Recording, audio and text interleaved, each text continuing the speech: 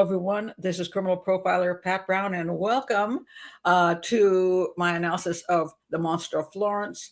Um, Very popular now because of the four-part series on Netflix, which, if you're smart, you just won't bother watching because it was really, really awful.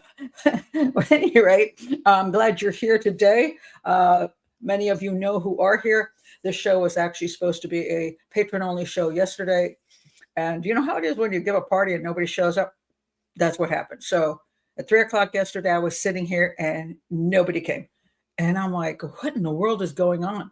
So I rescheduled it later that afternoon and still nobody came. And then I realized there has to be something wrong with the messages over at Patreon. Apparently, they stopped working on Thursday. So nobody got the notifications.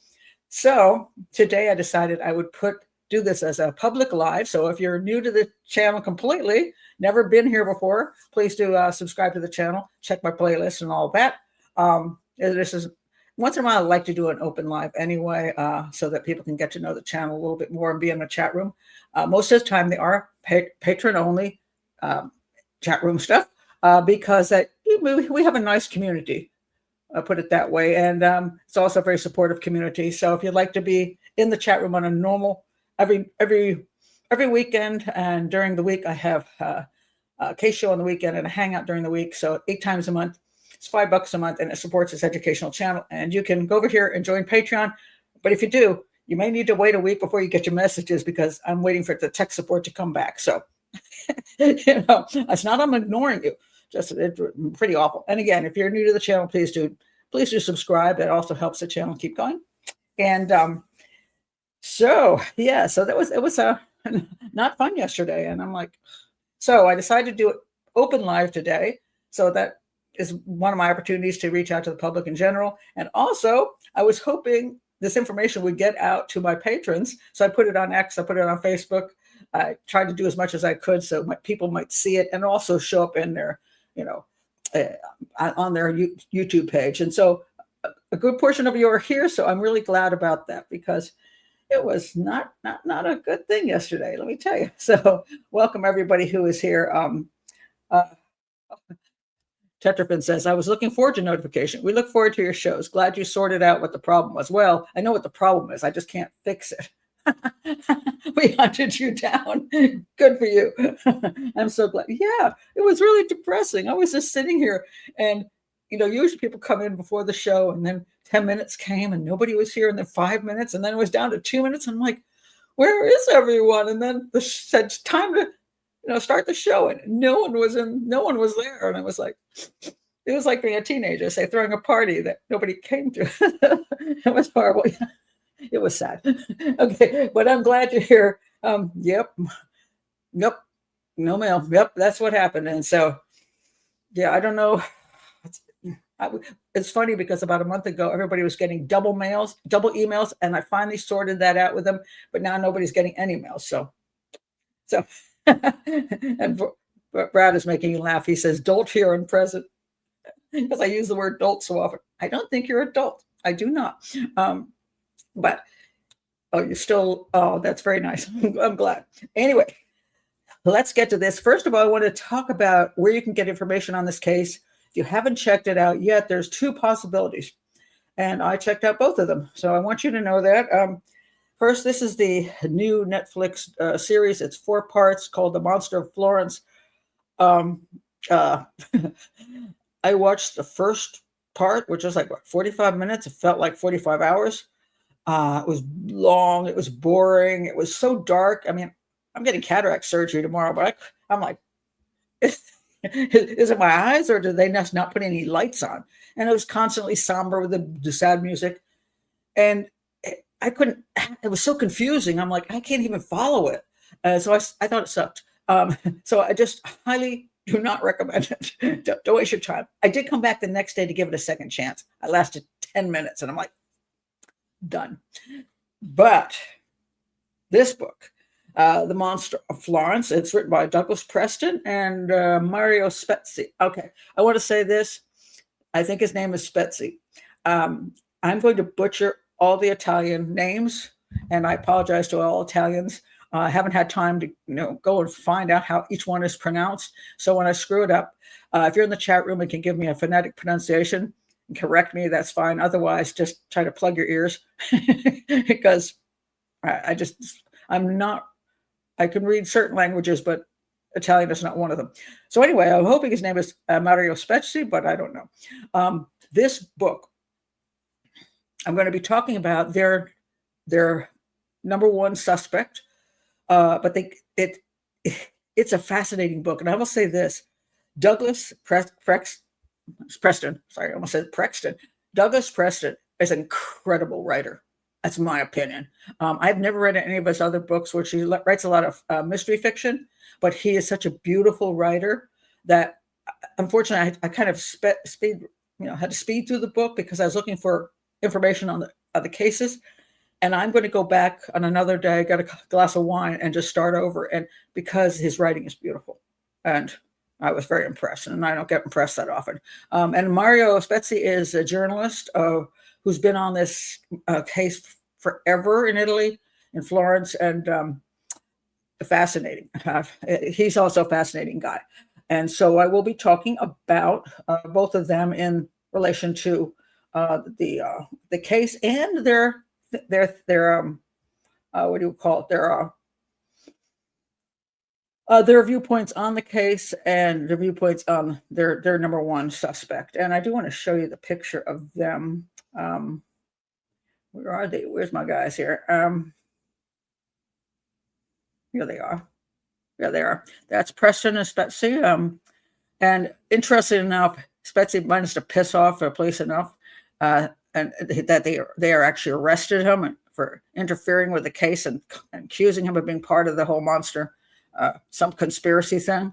And Preston also was brought in for questioning. So those poor guys, I mean, they were just doing journalism, and they paid the price on that one. It was pretty horrifying. Oh, isn't this kind? Oh, Delphi.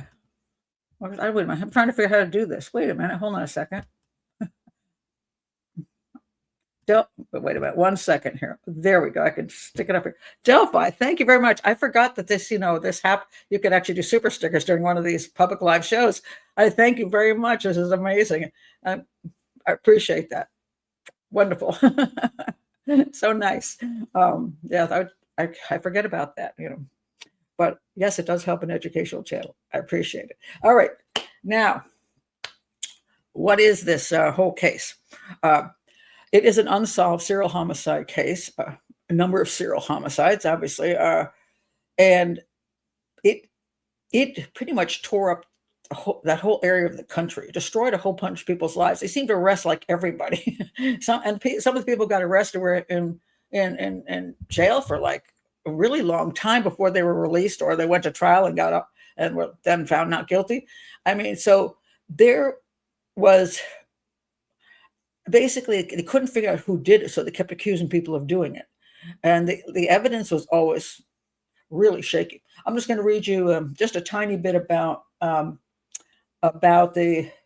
this is coming from Time. I just want to read a little paragraph. The first murders attributed to the monster occurred on August 21st, 1968. This goes back in time quite a bit. And then there were, I want to show you the, what? Oh my goodness, I just have to stop. Oh, that's amazing. Thank you so much. I mean, that's above and beyond. I mean, that's incredible. Thank you very, very much. I'm stunned. You're absolutely awesome. Wow. Yeah, I'm not used to this. That's quite lovely. Thank you.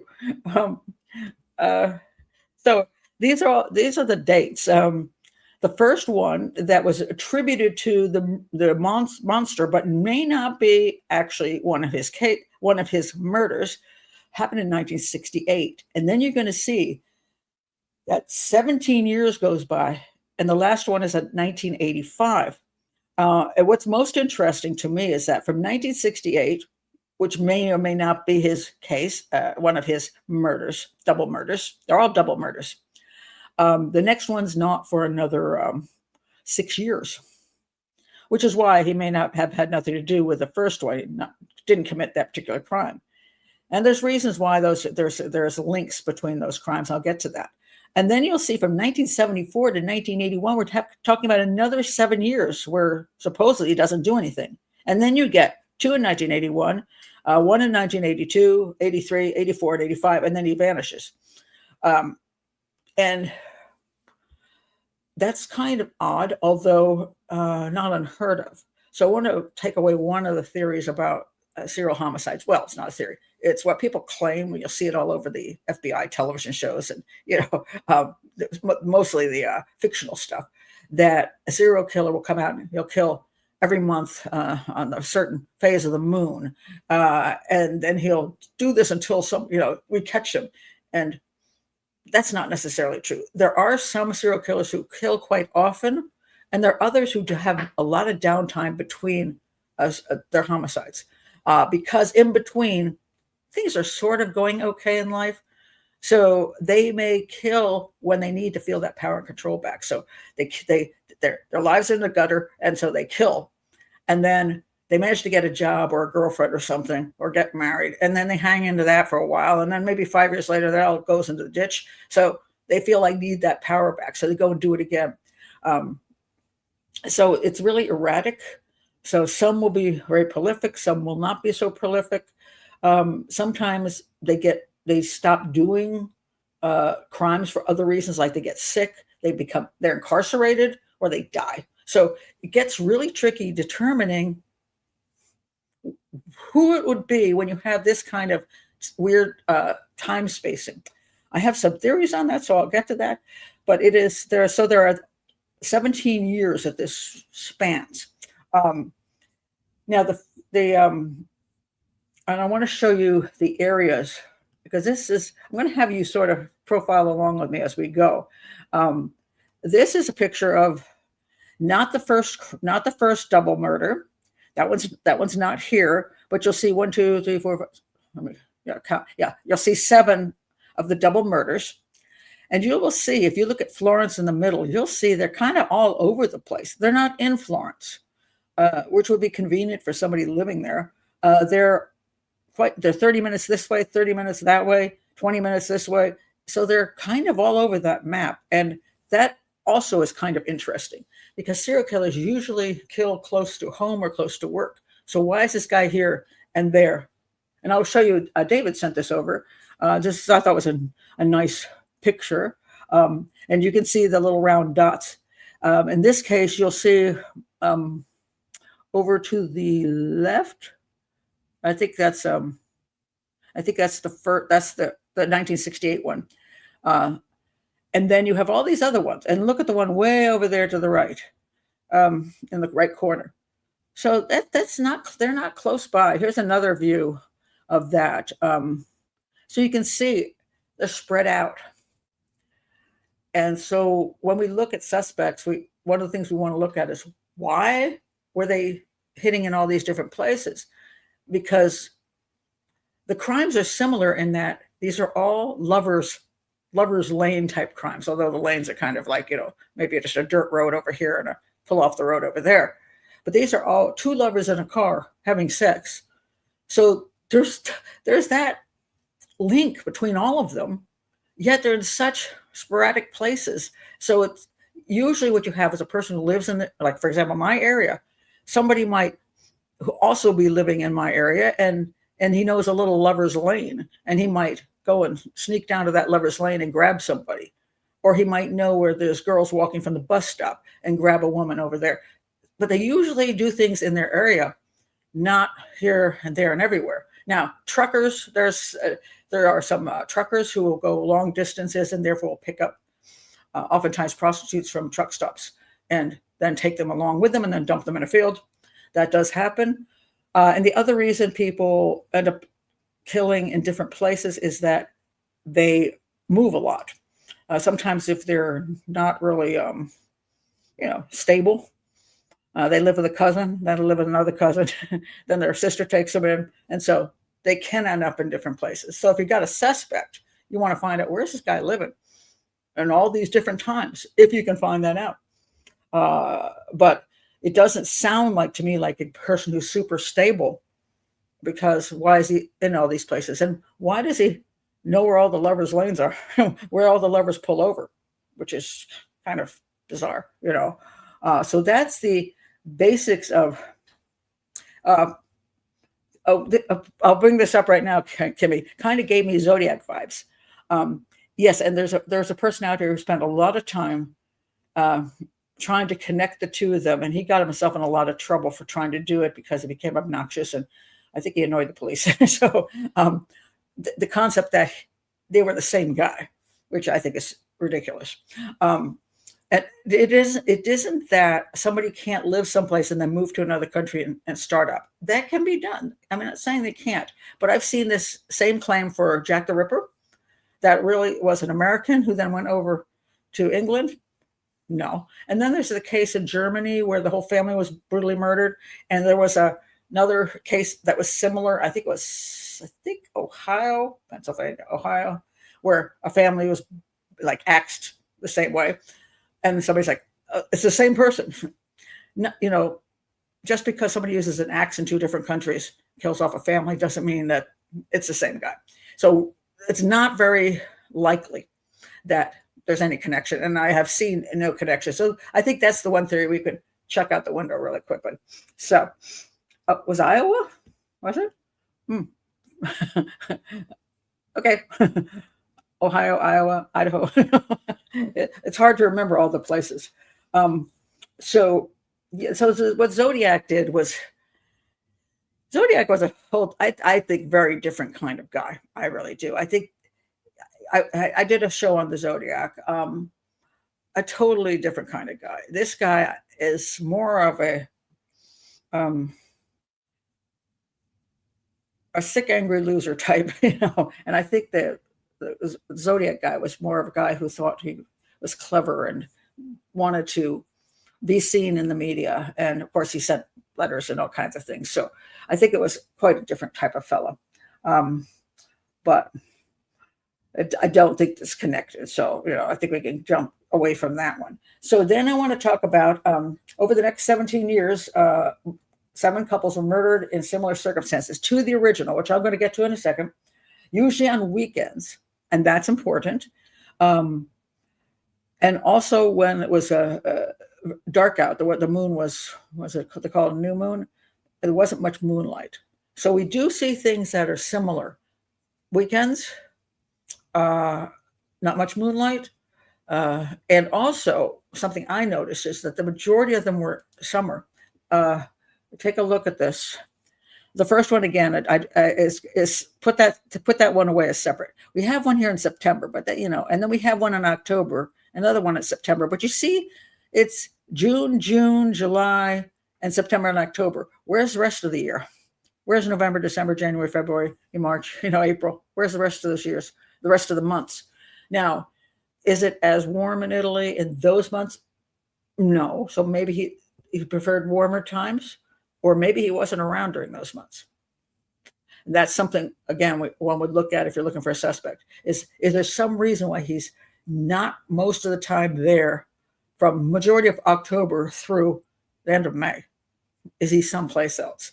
And so if you're looking at suspects, if you're a police detective or a profiler looking at suspects, you would want to look at things that might give you some information. Also the weekend thing. Is he busy during the week? Is he working? So otherwise, why? Or is it because the lovers only go out on weekends, and that's when they're available? So you have to be very careful to not jump to a conclusion, because another conclusion might be actually the correct one. And we may not know exactly what the correct one is. So you might have to have two avenues, look at two avenues to figure it out. So now let's get to the first crime. Oh, Lisa, love the way I think. Well, mi amore. I always like to help people understand how one should look, in a sense, at analyzing. Not that we're necessarily going to come up with a conclusion, because the police didn't either. I mean, in this particular case, they came up with like 20 conclusions that were completely wrong. I'm going to go through the FBI profile, and so I'll tell you, you'll see whether I agree with their profile or not. Oftentimes I do not. This time I'll say I wasn't too offended by it.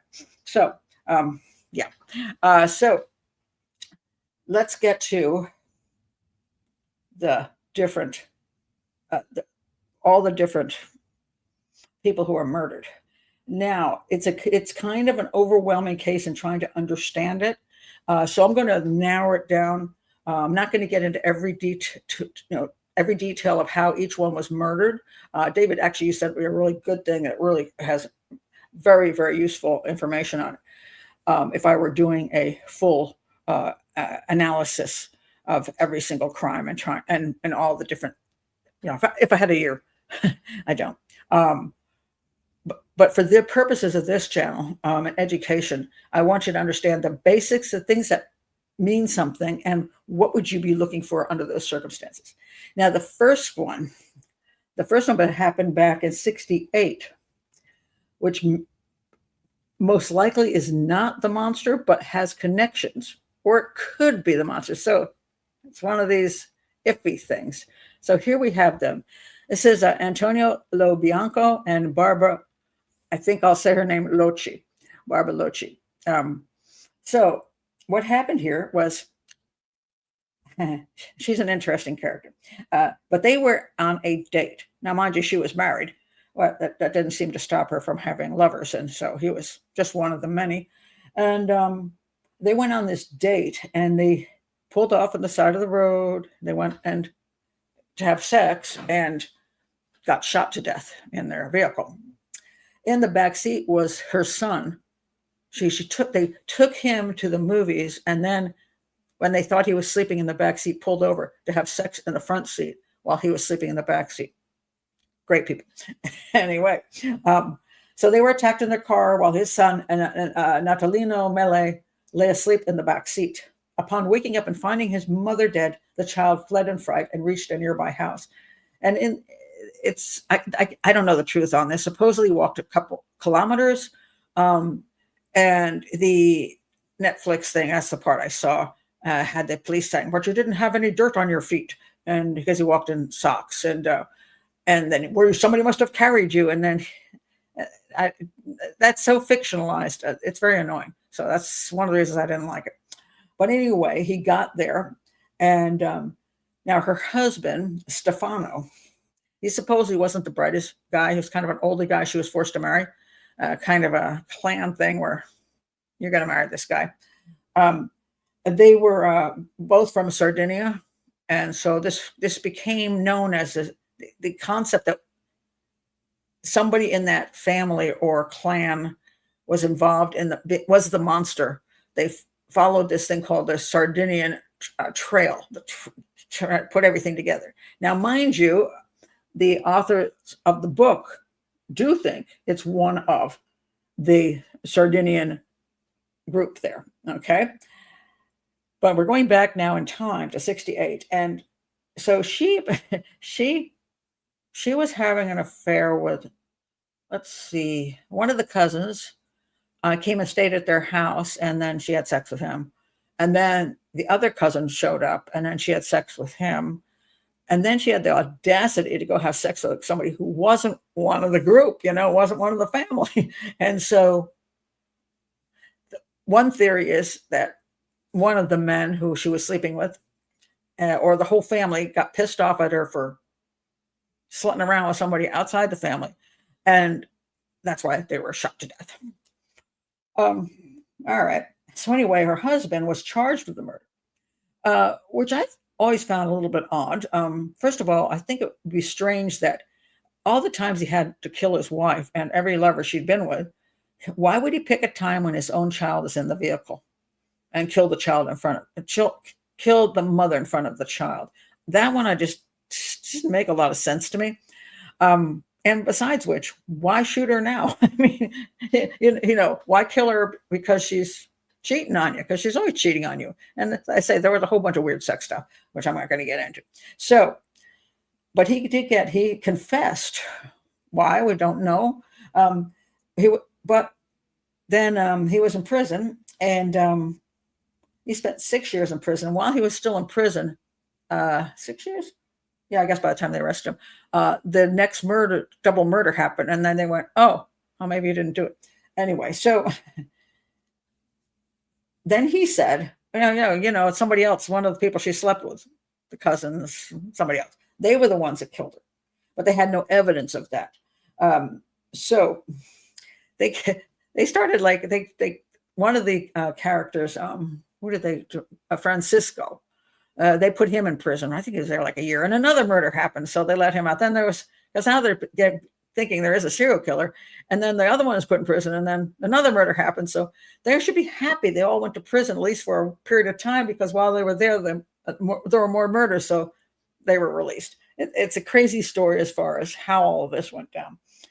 So, at any rate, this one thing they know is the guy came up and just shot the heck out of both the wife and the her lover, and boy untouched, but this person just shot them all up. Now, he did not do anything more than that, which is why this may have nothing to do with the monster, because the monster, his thing was to shoot the male first if he could, and then kill the female, and then do things to her body. Not rape. He never raped anybody, which is another interesting point of what's up with this guy. But he did use his knife on the women, and I'll get into more of that detail. So none of that happened here. They were just shot. So the question was this a jealousy thing? And then the others were not connected to it. But here's what happened. The type of gun that was used was a 22 caliber gun, and it's actually called, I had a picture of the darn thing here somewhere. Maybe I have another. Here's a full picture of it. No, it's the same picture. It's a 20. I had a picture of it. Hold on, I just want to tell you what it was. It's a 22 caliber. Let's see. Somebody might know. If you know, just yell it out here. Monster Florence. I'm just putting this in now. 22 caliber. I know it was called a 70. It's a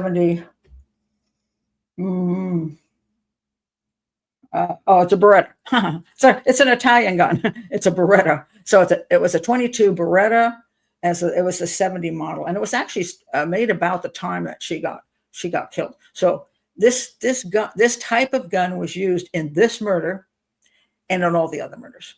And at a certain point, somebody came later on and said, hey, you ought to check back on this murder, because we think it's connected, because they hadn't connected it originally. And they went and found in a file more bullets and casings that then matched the gun that was used in all the other murders. And the reason they knew it was that because there was a weird mark that was on every single one of the casings. Now, I will say this. I don't know how this evidence got misplaced, or whether this evidence was planted, or who called this in. That's all very weird. So, yes, the same kind of gun was used in this crime, the first crime. Was it the exact same gun that was used in all the others? I can't say absolutely 100%. It's very likely. So we're going to start with if this is connected to the rest of the murders, it doesn't mean that the person who committed the first double murder was the same person that committed all the rest of the murders, because they're sort of different in their style. Unless this one was just the beginning attempt and just never went anywhere, and then he waited a bunch of years and tried again. So it could be. So it could be the person who shot them. It could be the person who shot them. Then there's two possibilities: ditched the gun and somebody got it, sold the gun and somebody else got it, or put the gun away and somebody else had access to it. And that's one of the beliefs of the authors of this book, that a younger relative of whoever killed the original people, found the gun and took it, and then committed all the rest of the crimes. True or not? Can't absolutely say. But I'm going to get into some of the reasonings on some of this. Are we playing Jeopardy? We could be.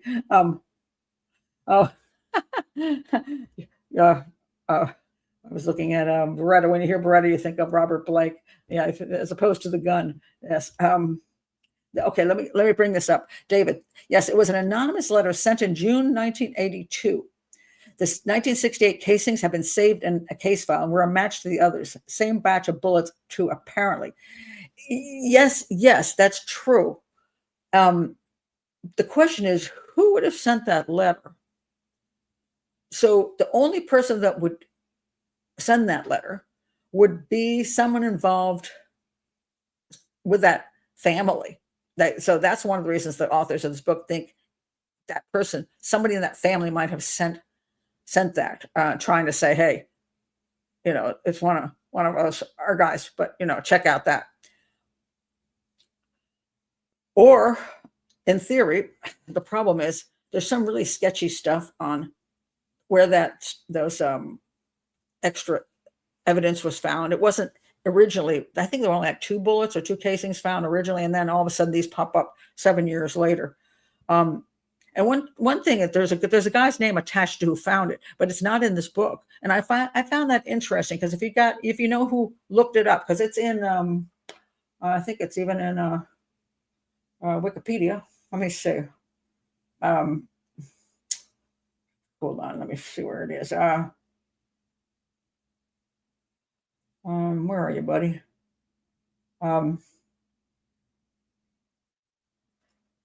Okay, somebody that says here, okay.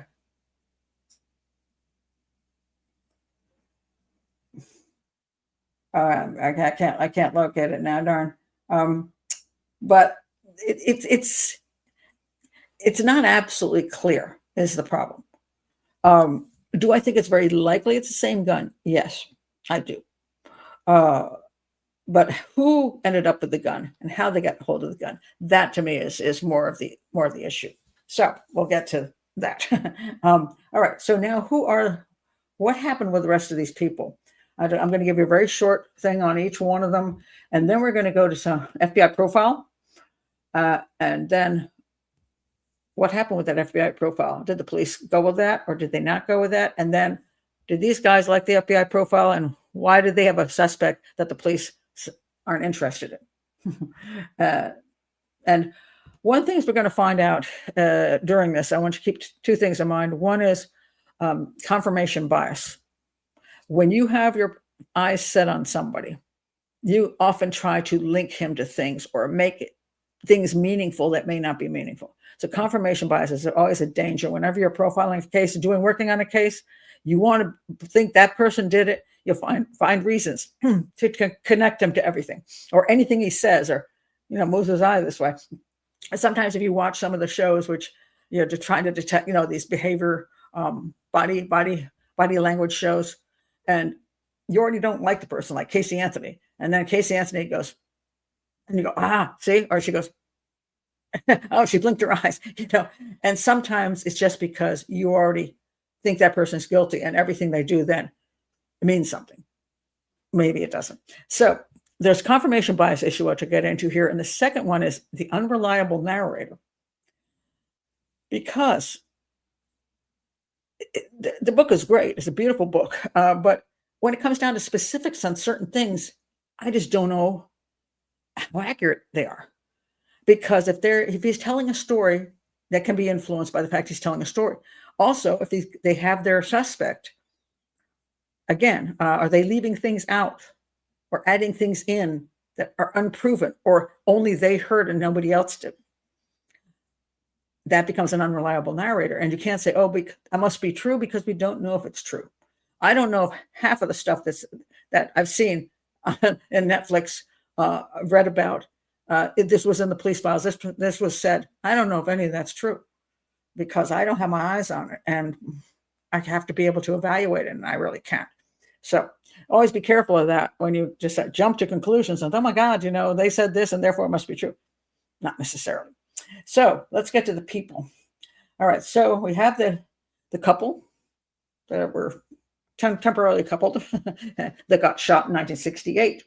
All right. Then let's go to couple number 2. And these really were what you could call the true start, undeniably, of the monster. This was in 1974. So again, we're talking 6, 7 years later. This is a teenage couple.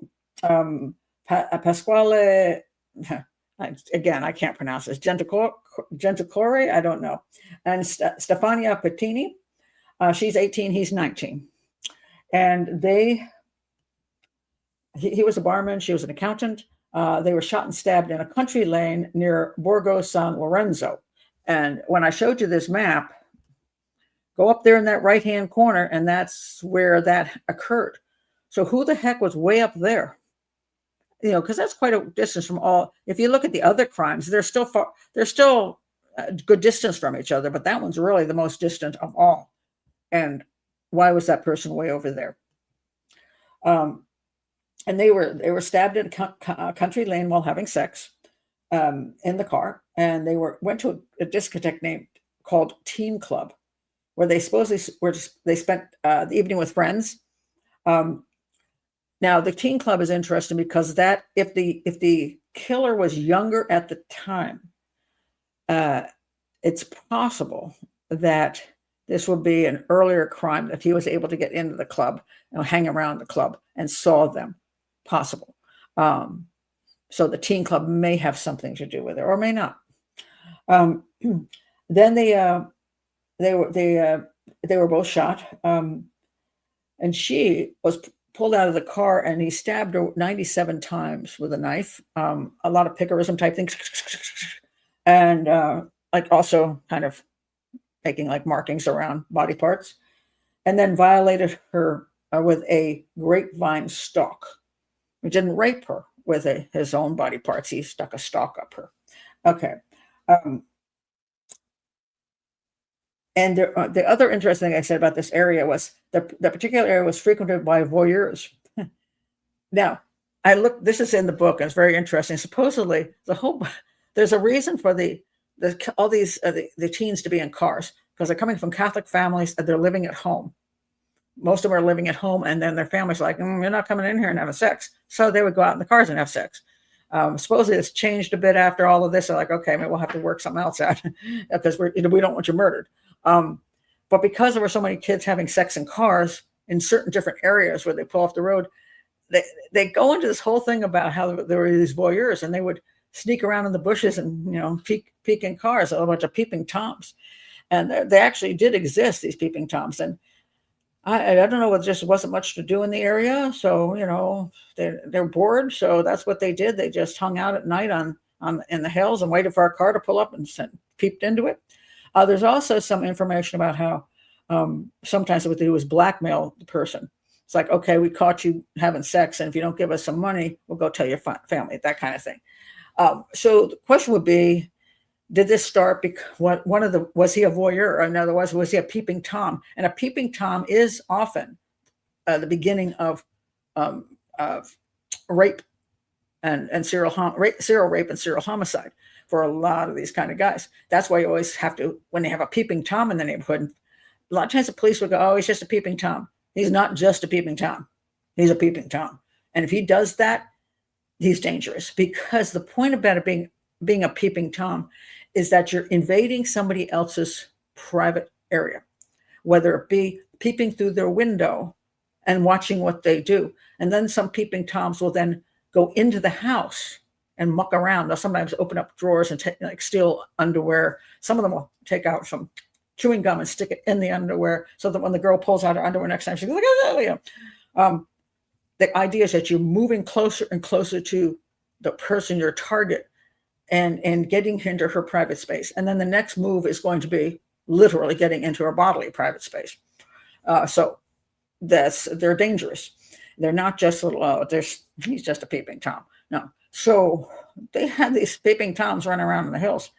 I don't know how many of them were then eventually gotten for rape and other things.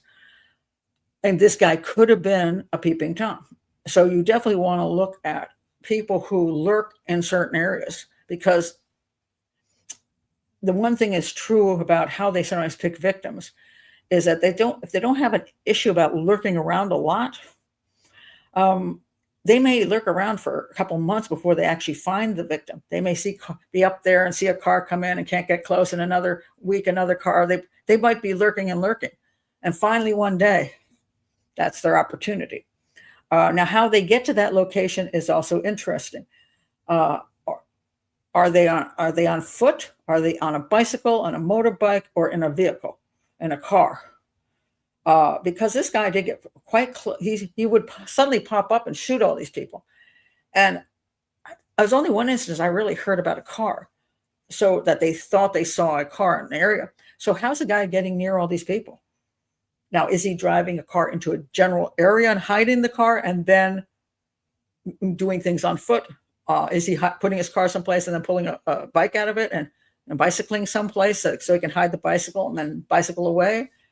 And that would be something, if I were investigating this kind of cases, I want to find out where each one of these suspects lived, hung out, worked, were seen, and what they were driving or not driving. I want to know all those things because somebody has to be in that area. And those are isolated enough areas that it's not like he's driving home from work and, oh gosh, there's a girl on the side of the road, walking toward the bus stop, and whoosh, this guy's got to go seek them out and go hide around those places and wait. I mean, and they're isolated location. How does he know somebody's going to be there? Now, some of these places are known to be kind of lover lane type of things, or just places where kids in that area would pull over. So he might be very familiar with that. But taking a look at this map again, that's a lot of area. Does he know every one of these areas and where people, where teens go to have sex? Interesting. I'm going to check some of your comments before I go on to the next one. The Serpent is a good show. I like The Serpent. Yeah, that's Charles Sobrage. I think it's Sobrage. Yeah, that's a very interesting one. Yeah, there we go. Charles Sobrage. Yeah, I like it. I watched. I think there were two different ones. I think I watched both of them. Very interesting. And I think I did a show on it too. Yeah, I did. I did a show on that. If I remember, I'll link it below. Oh, you said it was him. It was not Netflix. No, Netflix has some good stuff. It just it was. I watched both of them. I can't remember what I thought. So you'd have to go watch my show on it. Let's see. Just rage. There's a good thing to point out about the rage. He emptied the gun when he was shooting people. He was like he pretty much emptied it. The entire magazine. So it wasn't like boom boom. He's like boom boom boom boom boom boom. He was just until it was done. And then there was the stabbing things. Mostly he stabbed up the women and cut them up, but then a few times he stabbed the guys too. So he might the rage thing, and the problem we have with rage is too many people try to assign why the person has rage, what his whole thing is. Like he hated his mother, he hated women, whatever it is. We really are never going to know what the rage is, or whether he just likes killing. Just the thrill of taking people out. That could also be something. So it isn't always rage. Just because somebody shoots somebody many times doesn't mean it's rage. It could just be enjoyment. Stabbing a woman 96 times, I mean, is that rage or is it fun? And we won't know because we can't really get inside the head of serial killers. So Christoph is here. Hi, Christoph.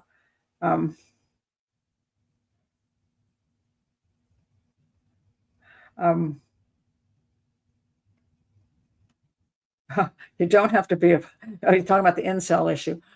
Yeah, incel has become a popular term. And the reason, of course, it's become popular is because it's another way to say somebody who is not successful in the dating world and may have problems getting into relationships and getting a chance to have sex. And in some countries, we do see some huge problems with that, where there's just a whole lot of young men without any women. And they can become angry because of that. Now, when you say incel, usually incel means a loser who can't get a date because he's unattractive or just unappealing to women.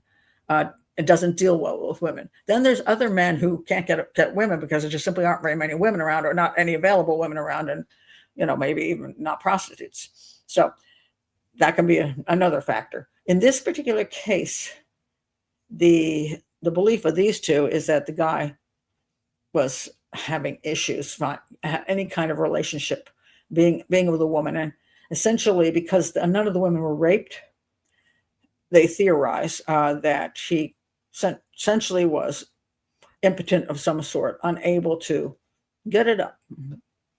Otherwise, why not rape them?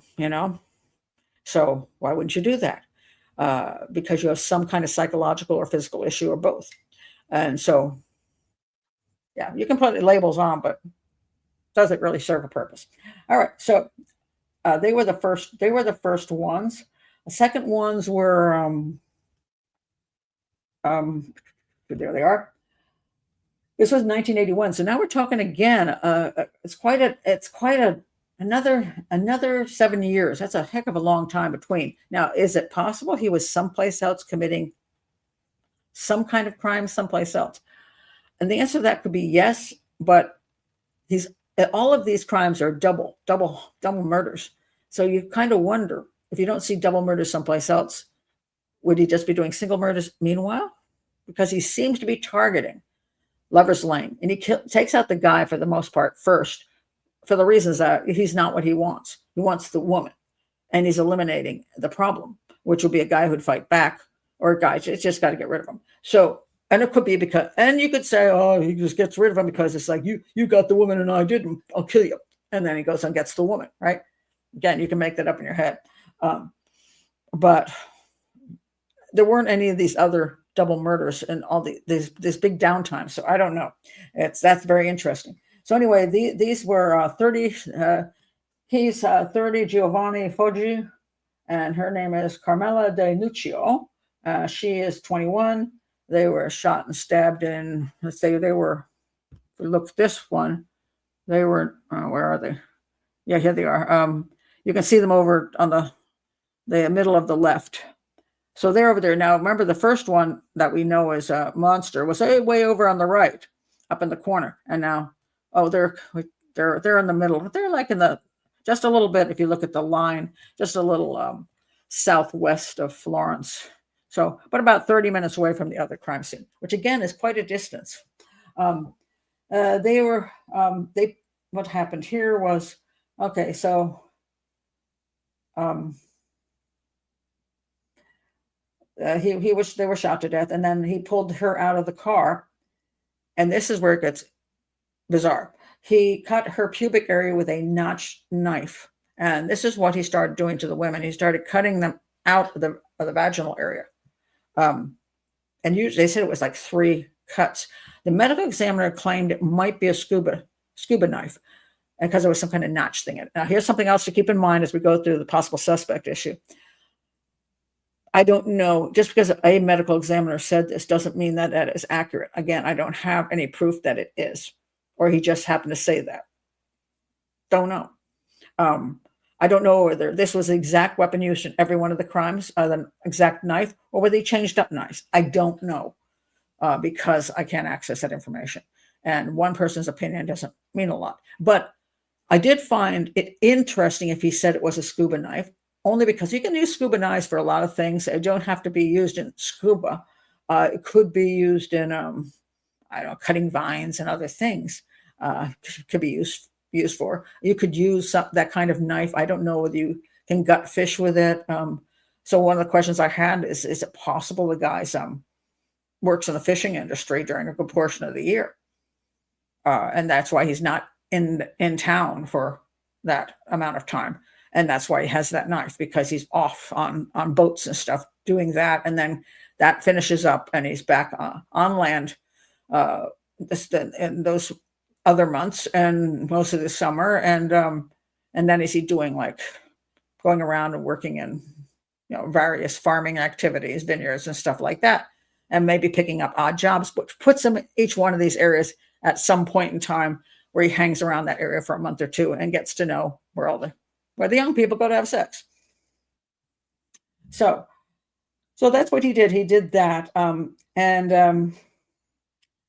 the next morning, a young voyeur, another voyeur area, paramedic Enzo Spalletti, spoke about the murder before the corpses had been discovered.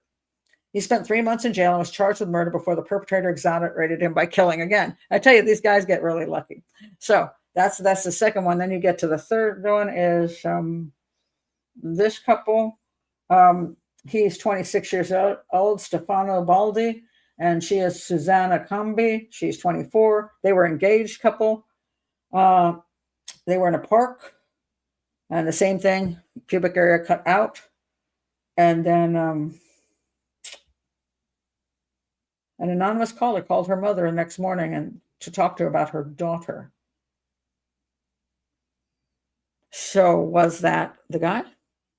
Because there does seem possible that he likes to contact the police. He might have been the person that said, hey, send in that information about the gun. Hey, you should check back on that original murder, because same gun. Maybe he did. Maybe he was involved in some way or knew of it. Maybe he somehow got a hold of the gun and he's kind of bragging. Did he want to tell mom that her daughter's a slut? I mean, that's kind of a thing some do. We see that with Rex Hormert, the alleged Long Island serial killer. He allegedly made a phone call and to say bad things about the woman he allegedly had murdered. And then it's also on one of the later crimes, the guy sends in a piece of one of the women's breasts to the newspaper. So, or I think it was a newspaper, police newspaper. I'll get to that in a minute. So there were 3 times when it appeared like this guy, if he did all 3 of them, did have some interest in teasing, shall we say, people about and bragging a little bit about what he's done. Now, the next couple was this one. This is in 1982. So now this is next year. Minardi and Migliorini. Paolo, he's 22. She is a dressmaker who's 20. Shot to death after having sex in his car on a road. This was a weird one, and this is the one I believe they showed in the beginning of the Netflix movie, which was really strange. Said that this time the killer did not have time to mutilate the female victim as the road was relatively busy. So in the movie, the series Netflix thing, he's like, hey, let's pull over and have some fun. She's like, I'm really creeped out by this guy that's out here. And he goes, well, just pull on the side of the road. It's a busy road. There's cars coming up and down. So he does. And then the guy pops up and just shoots up the car and shoots them. And the guy is still alive, and he tries to get out of there and loses control of the car. Goes across the street and into the ditch. So he didn't hack her up, because at that point other people were seeing the car and pulling over to help. But it's weird. There's a couple reasons I think it's weird. I don't want to see what your thoughts are on why I think this one is weird, because we're up to number 3. Let me see what's up. Maddox says maybe he visits Florence annually to visit family, work commitment, but doesn't live in Florence. Well, yeah, it's possible. Yeah, I mean, it's possible. That's Jack the Ripper vibes. Well, there's the mutilation is a fairly rare thing, even for serial killers. I mean, usually they like raping and murdering. Most of the time they don't take body parts with them. Sometimes they will excise certain things off of females just for the fun of it while it's all going on.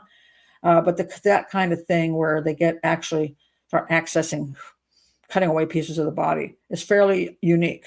And yes, Jack the Ripper did do that. And you can check my Jack the Ripper thing out. I think it's Jacob Levy, and that he's a local butcher. Could some of them be copycats? No, because it was the same gun. So unless they were like leaving the gun out and saying, "Hey, no, absolutely the same guy." Um, no, let me see what else. If the Florence murder was in the U.S. military, it would make sense that he would be the same as Zodiac. As a U.S., yeah, I wouldn't go. I'm just going to say, just no. Okay, I don't even want to get into it because I just think it's a ludicrous theory, and you can go read that one guy's attempt at it, and I just think it's one of these things that's so incredibly unlikely. I mean, would I take it off the table entirely if I were going to do a full entire investigation? If the Italian police said, Pat Brown, we've got all these people giving money, and we want you to come to Italy for a year, and we'll pay for everything, and we'll give you a salary, uh, and we want you to look at everything and review everything, and you're going to have somebody there to go through all the Italian, and or I might have to use Google Translate, with my little phone. Um, yeah, I might do that, but I'm not going to spend 6 months on my own on a theory. I think it's chances of being likelihood is like 1 in 100.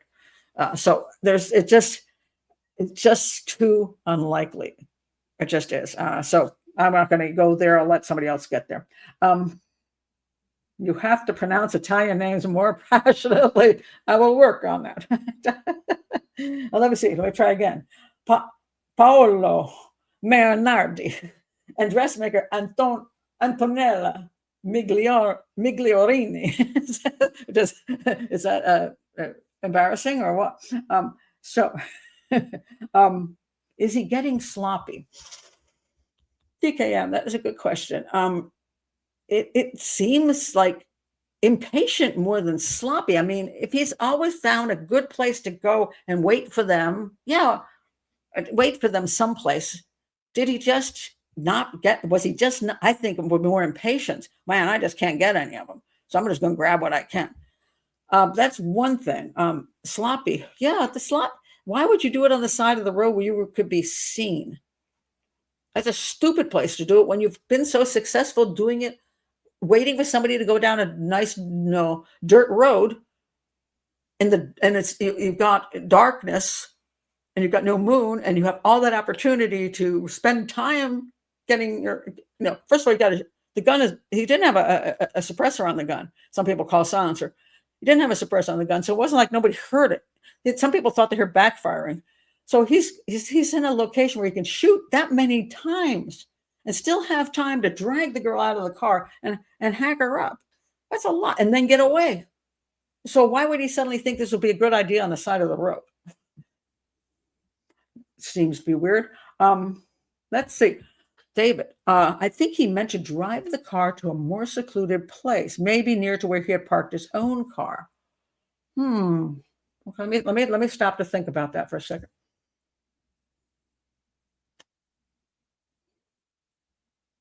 Okay. I wish I knew how long they had been on the road because, okay, so theoretically, I like your thinking though. I like your thinking. You always want to think about other possibilities. I hadn't thought of that. So that's a good one. Could he have been following them? And when they pulled over, he's like, well, damn it. I was expecting them to pull further off the road, but this is as far as they're going. And then he somehow, nobody saw another car as far as I know. So the car wasn't there. As you're pointing out, maybe he drove the car someplace and parked it, then came back down. Maybe, he pulled off the road knowing where they were, then came down on foot, maybe with the intention of shooting them and then jumping behind the wheel and moving the car to where he is. I like that. It's a reasonable theory. I mean, that's the best one I've heard so far on why the heck suddenly in the middle of the road. But he, it does seem he also lacked patience because for some reason he must have been getting annoyed. Let's see, when did that happen? That's in June. So if he were back for the summer, he had time to get somebody else. I'm thinking maybe it was in October and he had to leave. He wouldn't be in such a rush, but interesting. I like your thinking on that one. That one's good. That one's good. Let's see. Yeah, well, it's the same too. A guy and a girl. I mean, no, I don't. Oh, was there a passenger in the car? Like, did they pick up a hitchhiker?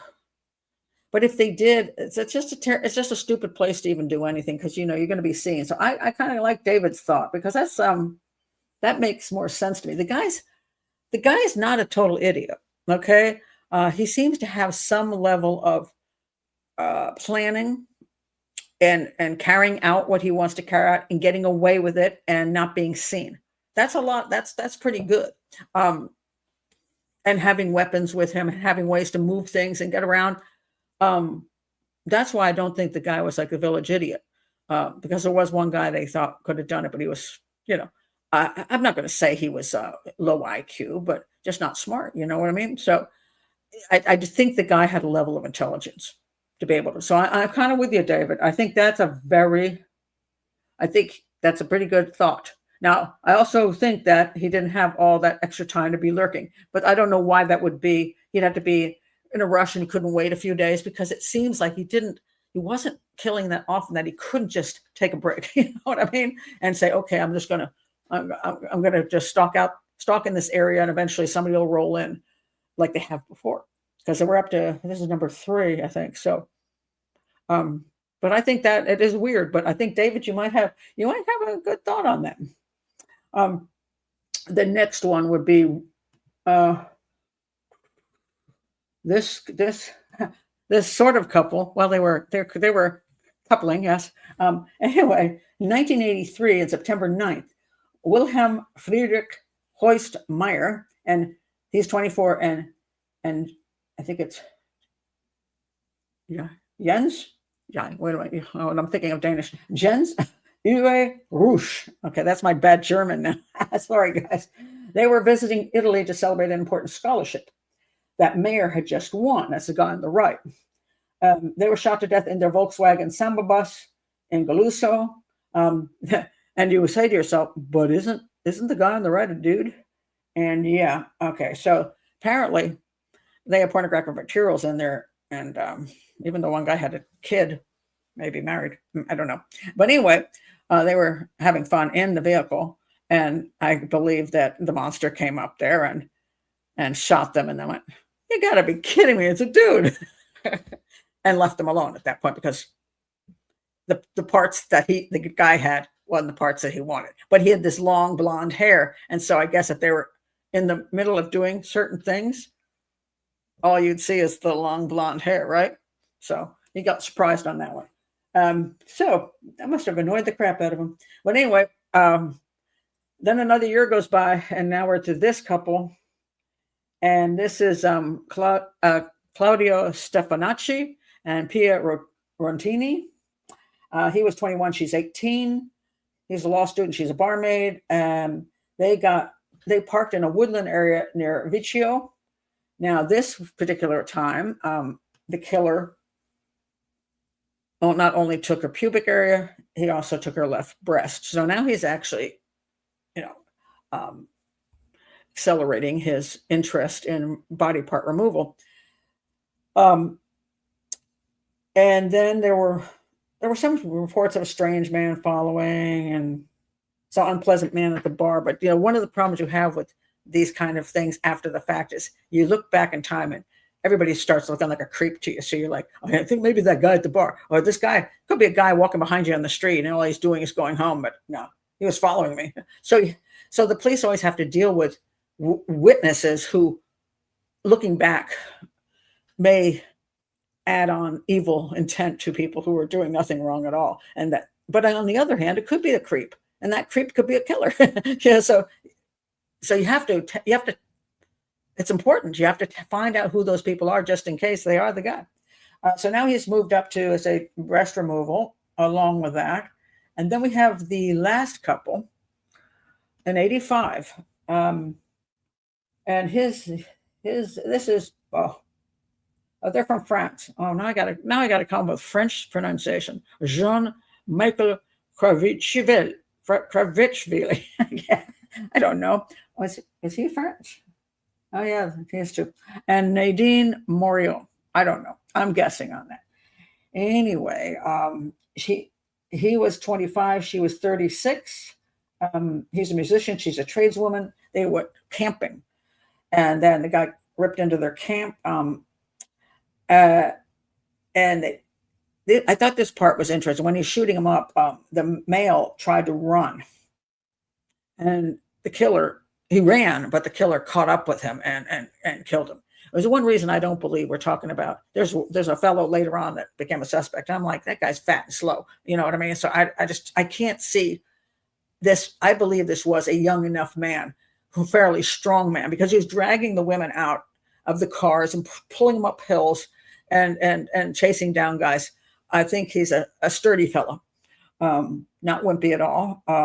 Whether he was attractive to women or whether he had issues with women, I don't know. But he certainly seemed to be strong enough. And then he mutilated her body, and he sent a piece of the woman's breast. So this, again, he did the breast thing, but he sent a piece of the woman's breast to the prosecutor's office. That's who it was. To the Florence prosecutor's office in an anonymous envelope addressed to Sylvia Della Monica, the prosecutor in charge of the investigation. He had a taunting note and a piece of evidence to show that the murder had taken place, and challenged local authorities to find the victims because they hadn't been reported missing yet because they're from France and were camping.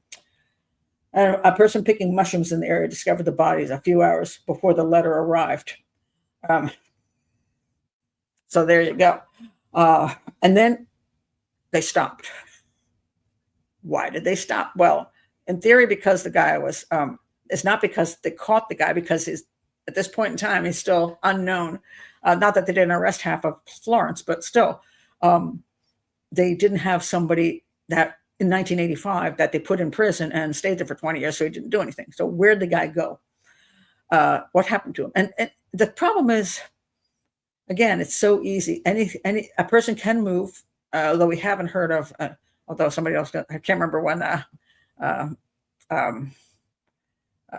geez, I'm blanking here.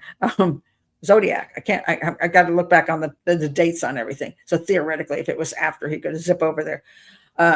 But it could have become incapacitated in some way. It could have been in an accident, be in a wheelchair. It could have just been killed.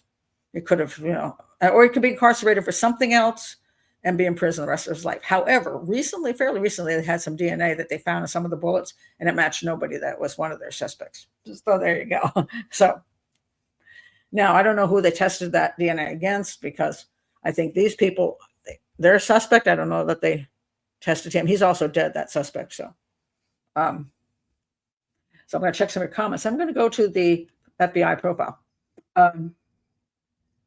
Let's see. Both Kemper and Gein couldn't rape, even though they said they wanted to. Their victims had to be dead first. Wait a minute. Being dead doesn't prevent rape. No, it doesn't. You can rape people perfectly fine when they're dead. They just don't complain as much. So no, that's not, a lot of times their interest just isn't the kind of interest that we would envision one should have, shall we say. All right. Oh, hello. We finally rolled in halfway through, and yes, an Italian case. I love doing cases from other countries. I just did the case of Saipan, which actually is a U.S. protectorate, but still in the middle of the Pacific Ocean. And I've done Mexican cases and Irish cases and British cases and Australian cases. So if you have a case from a country that you are familiar with or live in, please do. I'm very interested, as long as it's something I can get into and have something to talk about. So I find them very interesting. And culturally, although I'm sometimes, if I'm not from that country or unfamiliar with the country, I will say this to everybody. When you don't understand the culture of a country or a subculture of a country, sometimes it can be difficult when you're doing investigations, because you don't know what you're looking at. You just don't know, because things don't occur to you that maybe should occur to you. Like, I think one time TV people called me up, and this was a while back, before it was more popular here in the US. But anyway, they called me up and they said, this guy, and I think it was down in Florida way or something, had been kidnapped, abducted, and been taken around to all these ATMs. And they said, who do you think did it? And I said, well, maybe somebody from Mexico. And then they got mad at me, like, "Are you a racist?" I'm like, "No, I've been in Mexico. It's a big problem down there." Turned out to be Mexicans. You know what I mean? It wasn't any insult. I love Mexico, but that's a crime that is pretty familiar down there. So you have different kinds of crimes done in different countries that, for whatever reason, become popular, or different weapons that become popular in certain countries. Just different behaviors. So if you have some familiarity with certain things, you might understand why certain things happen, or what direction you might should look. I had another case where it was out in California, and the guy's like, "I don't know why this person broke into this person's house," and I can't remember what it was about exactly, but I said, "Look, I think the guy's house that broken into is Indian, and I'm going to say he probably has a relative amount of 22 karat gold in his safe, because that's a very Indian thing to do. Is sometimes you put the money, you put the jewelry in a safe deposit box in the bank. You put, like, maybe your bigger stuff. Then when party time comes up, the banks always get annoyed about this, because if there's a party in the area that Indians go to, they all roll into the bank and go to the safety deposit boxes to pull out the 22 karat gold jewelry, so they can wear it for the party, and then they got to bring it back, and the bank's like, here they come, because it's, most people don't go to their safety deposit boxes more than once every 5 years. Here they come rolling in every month or two because of another party. But also some people keep it at home. And so I called the detective up and said, "Have you checked into the possibility that we're talking about the person knew there was 22 karat gold in there?" And he goes, "No, I didn't know anything about that." But he wasn't familiar. I'm very familiar with the Indian community because I spent time with the Indian community in the US and in India. So, but I don't know about other communities. I'm an idiot with other communities. So, and I'm not saying I know everything about their community either, but so if you're investigating a case, you sometimes want to talk to different people in that community to ask them, "What do you think? What do you think? Because I don't know the community. Would a person in this area ride a motorcycle? Would a person in this area bring lunch to work?" I mean, it could be little things that could be important in the case. So, but I do find that interesting culturally, how things work.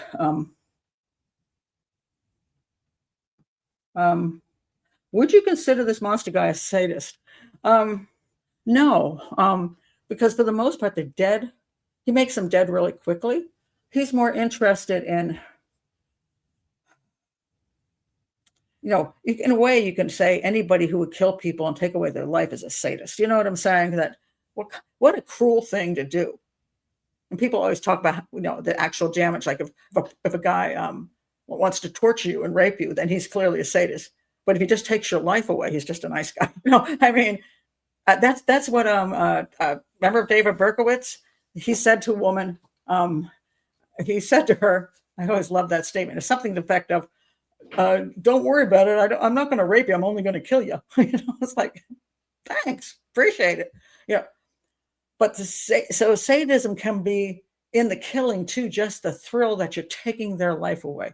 That in those last moments, and I understand the last moments. There's just sadism, in my opinion, in the last moments. There's something recently, and I just wish I knew where I heard this. It was in some case, and the woman, I think she was heard saying this, and it's stuck with me ever since. It bothers me. She was grabbed, and she said, "No, no, no, not me." And that really gets me, because she knew in that moment that she was going to be one of those people. She was going to be that person that you hear about and watch shows about. Not me. I don't want to be the person who's going to be raped and murdered and die. I don't want to be that person. Not me. That's pretty sadistic, in my opinion. So when the guy the moment he even grabs somebody or pops up with a gun, the level of fear and the knowing that you're about to lose your life and everything you've ever dreamed of, and you're not going to go home to your family. There's sadism in that. Now, it's possible that certain killers don't think that's such a mean thing to do. No, so they're like, "Well, I don't try to be mean," and they may actually mean that. I mean, they may think that they killed him quickly. So yeah, like Berkowitz, it was like, I wasn't trying to torture him. I just wanted to kill them. And then what I wanted to do, because I wanted to get them dead, then I was going to enjoy the power I had over the body of that person. Maybe the body that's been denied me, and maybe the body I could never get. Maybe just a way to prove myself. There's all kinds of possibilities. Again, if you're trying to get inside a serial killer's brain, you're never going to do it. A God complex, yes. And some of them have said that. Some serial killers say, I get to play God. I choose who lives and who dies. And I think that's absolutely true. And it's a hell of a thing, you know? Oh, thank you, Dee Dee. I appreciate it. Yeah, I didn't know you'd shown up. Thank you very much. Very, very kind. Right. Yeah, like Kemper saying, I killed her, but I never hit her. See? And there's sometimes two types of serial killers too, which is kind of funny. The more sadistic type, by the way. So you get the less sadistic type, and they're the kind that jump out of the bushes and hit you over the head, and rape you, and kill you within 5 minutes. And the more sadistic one, the one that wants to take you to the basement and keep you there for a month and torture you, looks at that guy and he goes, "What a waste!"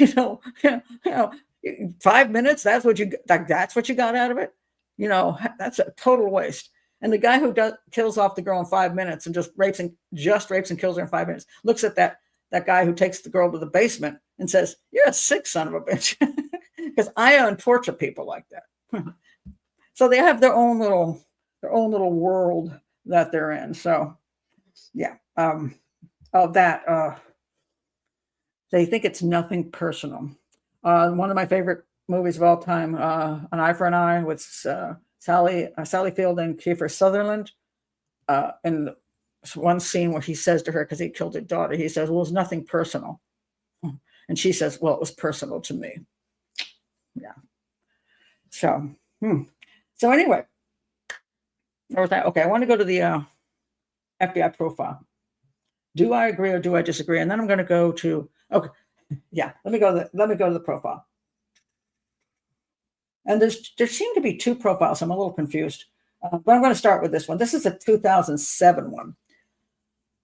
The monster Florence was likely a loner, sexually impotent manual laborer with average intelligence and knew the area well. The profile was created many years after the crimes occurred and contradicted several of the theories pursued by Italian law enforcement, who arrested and convicted multiple suspects. Yes, they did. Now, okay, I want to wait a minute. This is a 2007 one. Let me roll back to there was another one. Let me go back to the earlier one. This is really, the second one is even weird. Is really kind of weird.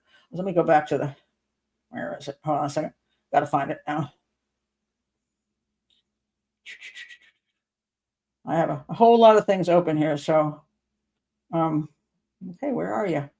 Where's the earlier one?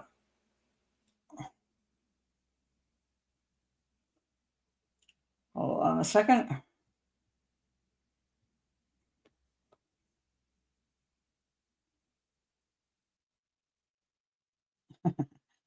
Sorry about this. Okay, where did I put it?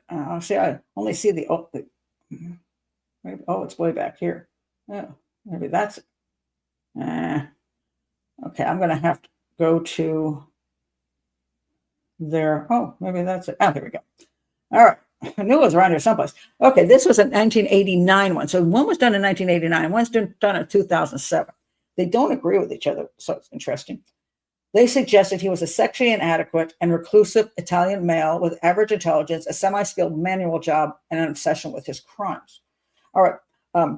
It says here, the profile was commissioned by the Italian police, but was ultimately sidelined by the official investigation, which focused on other suspects, because the FBI said it was a lone guy. And the Italian police focused on a group of guys, and then a group of Satan people practicing satanic stuff, and all kinds of bizarre conspiracy theories with a whole bunch of people involved. And I looked at this and I'm like, duh, this is one guy. Not even two guys. It's absolutely one guy. And the reason it's one guy is there are sometimes duos in serial killer duos. That they do exist. But the way this was carried out, first of all, the gun, one gun, and then the way that he assaulted the woman, carved her up, and took one area of her body, except for later he took a couple breasts too. But the vaginal area where he actually literally cut it out and took it away. This is not a two-guy thing. This is one guy with some weird, sick brain, So consequently, if you have two guys, you usually get more of a mixture of things. Sometimes a mixture of torture, more rapes, and all that kind of stuff. But you got one weirdo here, and so I always believed it was one guy for sure. So I'm in agreement with them on that one guy, and I think all the other stuff that they went into is some nonsensical stuff. So when I finish the FBI profile, I'll talk about the nonsensical stuff, and then I'm going to go to their suspect and say, do I think they got the right guy? Okay, it says this is 1989.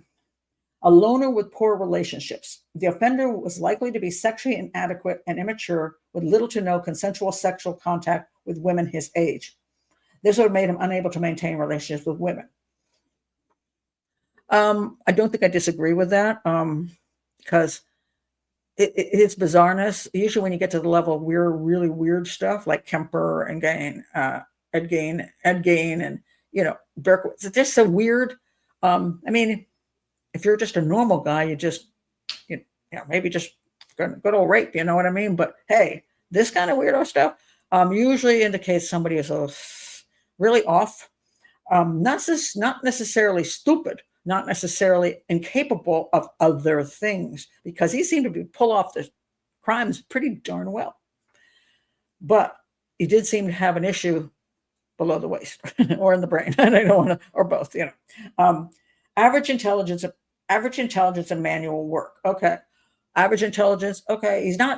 He wasn't like, I don't think he's stupid. I think he planned enough, and because he teased these little teasing things that he did seem to have some level of abilities. He was described as manual work. Well, I would say because all these things happen in the countryside, not in the city.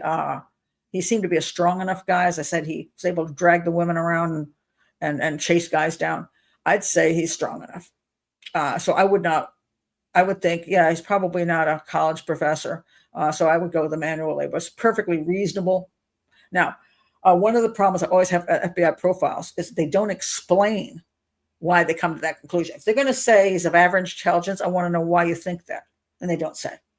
It's manual labor. Why are you saying that? I'm going to give you my explanation about why I think that, because I think every conclusion, or not conclusion, but everything a profile offers as a possibility, you want to back it up with where you got it from, the evidence of the crime scenes.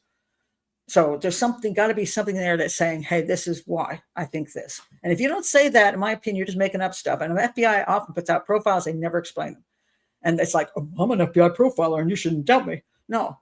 I mean, how are the investigators supposed to follow your thinking if you don't even tell them what the thinking is, why they should be looking at the guy with manual labor? What's your reasoning behind that? With at least a secondary school education, I think because he wrote the one note, which he misspelled. I don't know that he had to finish secondary school. He was likely employed in a semi-skilled manual capacity with a job that had minimal public interaction due to feelings of inadequacy. Okay, they at least explained that there. I'm glad they did that. The minimal public interaction because of his inadequacy. If he has problems, is really off in the head as far as weirdness and relationships with women go and stuff like that, and popping out of bushes and stuff, maybe there is a likelihood he's not going to be up front and in some kind of position where he's a manager of a computer company. You know what I mean? So I'll go with him on that, basically. Locally knowledgeable and reclusive. I don't know, the reclusive thing, yes and no. Sometimes these guys still hang around and he's not that reclusive. The killer would have been in his mid to late 20s at the start of the attacks in 1968. Why? First of all, we don't know that he did the first couple in 1968. We don't know that he had anything to do with that. Could have, but that's a jump because that could have been a clan thing, and then the gun was dumped, sold, or put away, and somebody used it later on who was younger at the time. So I think that's a jump. That's jumping to conclusions there. And then I said putting him in his mid 40s by 1985. Maybe, maybe not.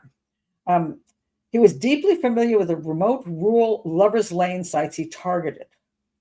Well, and he was likely a native of the area. Those are a lot of different places, very far away from each other. I mean, I live where I live now. I'm 30 miles south of, takes me 30, 40 minutes to drive to Baltimore, Maryland.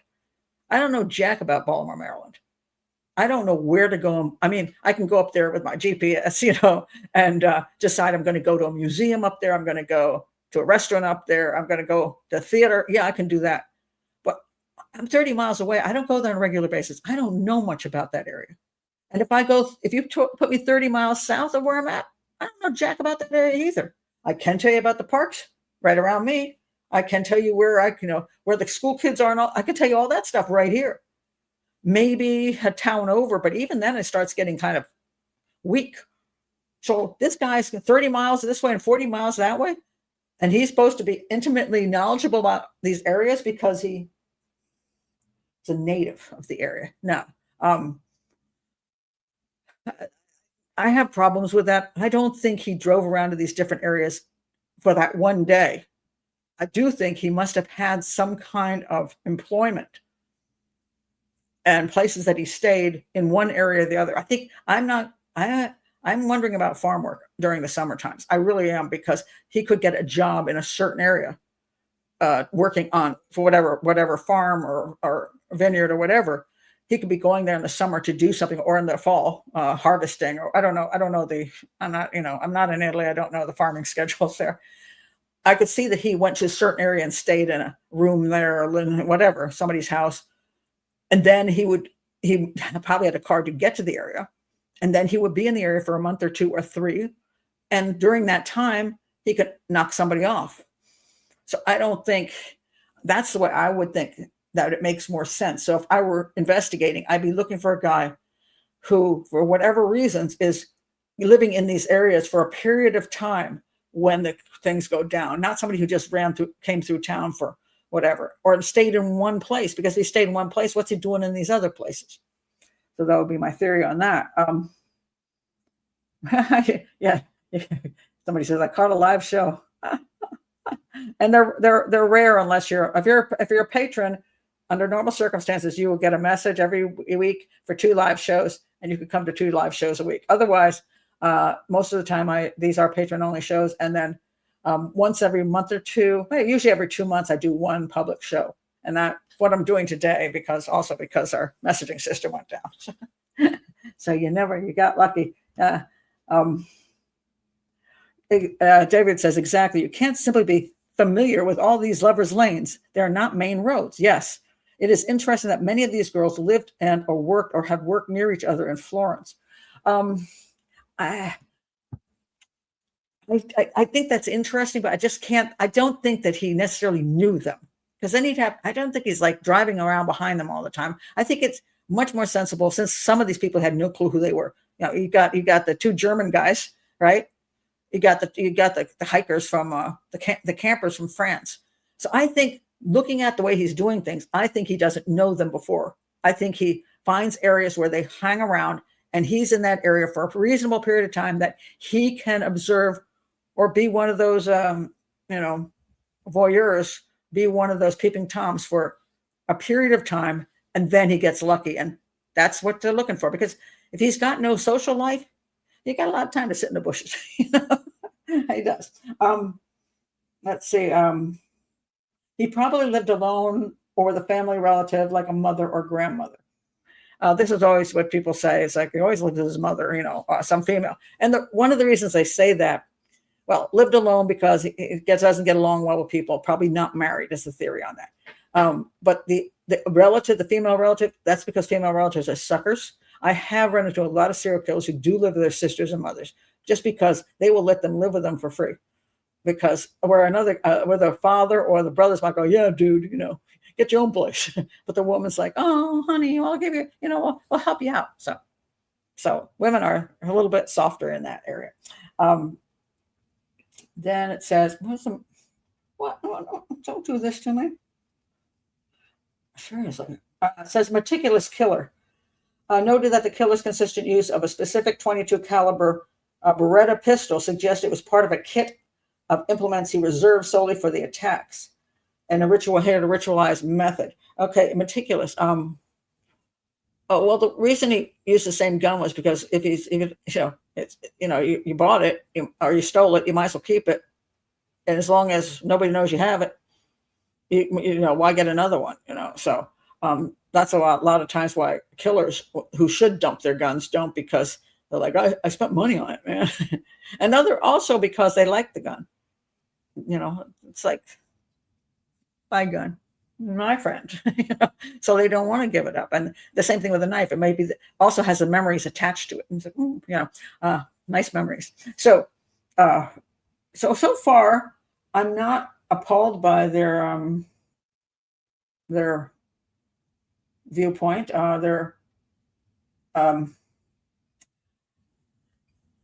And I want to check out the 2027 one in a second, but I want to mention this just because for some reason I'll lose it.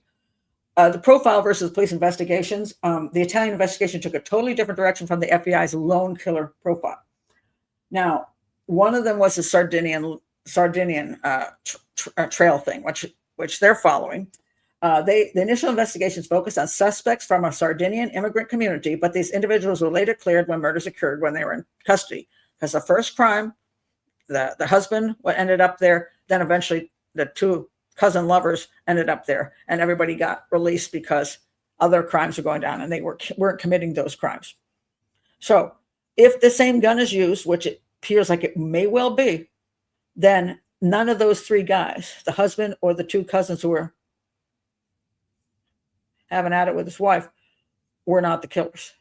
And they would have, so whose gun was it? I mean, so they might have used the gun in these killings, but then since they didn't kill the rest of the people, they were not. This guy thinks it's one of the cousin's sons who accessed the gun. I'll get into his whole thing. And that's why, there's some sense in that, because that kid would have been the son, not the son that survived. This would be the son of one of the guys that might have killed the boy's mother. He also had a son that's approximately, I think it was 9. He was 8 or 9 years old. So if you go from 68 to the next murder, you've got a number of years there. He would be 14 at the time of the next murder, which I think is a little bit young myself. But it could explain why there's nothing ever happened until that person got a hold of the gun, in theory. So the Sardinian trail, they dumped it after they arrested 3 of the guys from the clan. They never mind. Then they went after this guy named Pietro Pacciani. Pietro Pacciani and the Snack Buddies, also known as the Picnic Buddies. So let me see if I got a couple pictures here. So this is one of the pictures they thought he might have looked like. I don't even know if there's any accuracy in that. This is the husband who got convicted of killing his wife and then said he didn't do it, the wife and the lover. Okay, and then this is a little boy that was in the back of the car, a Natalino. And now this.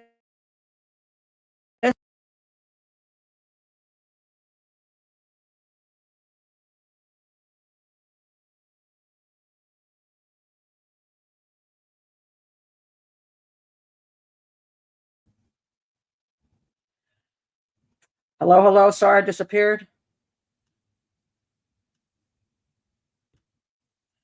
Hello, I'm back. I'm lucky I didn't lose the whole show. Whole screen froze. I've been having technical trouble along with everything else. It just suddenly everything just stopped working. So everybody's still here? Everybody's still here? Okay. Whew. Anyway, now let me show you a couple other guys. Okay, this guy. This is Salvatore. This is the first cousin. I think he's a cousin of the husband, and he was the one who moved in and then started having sex with the wife.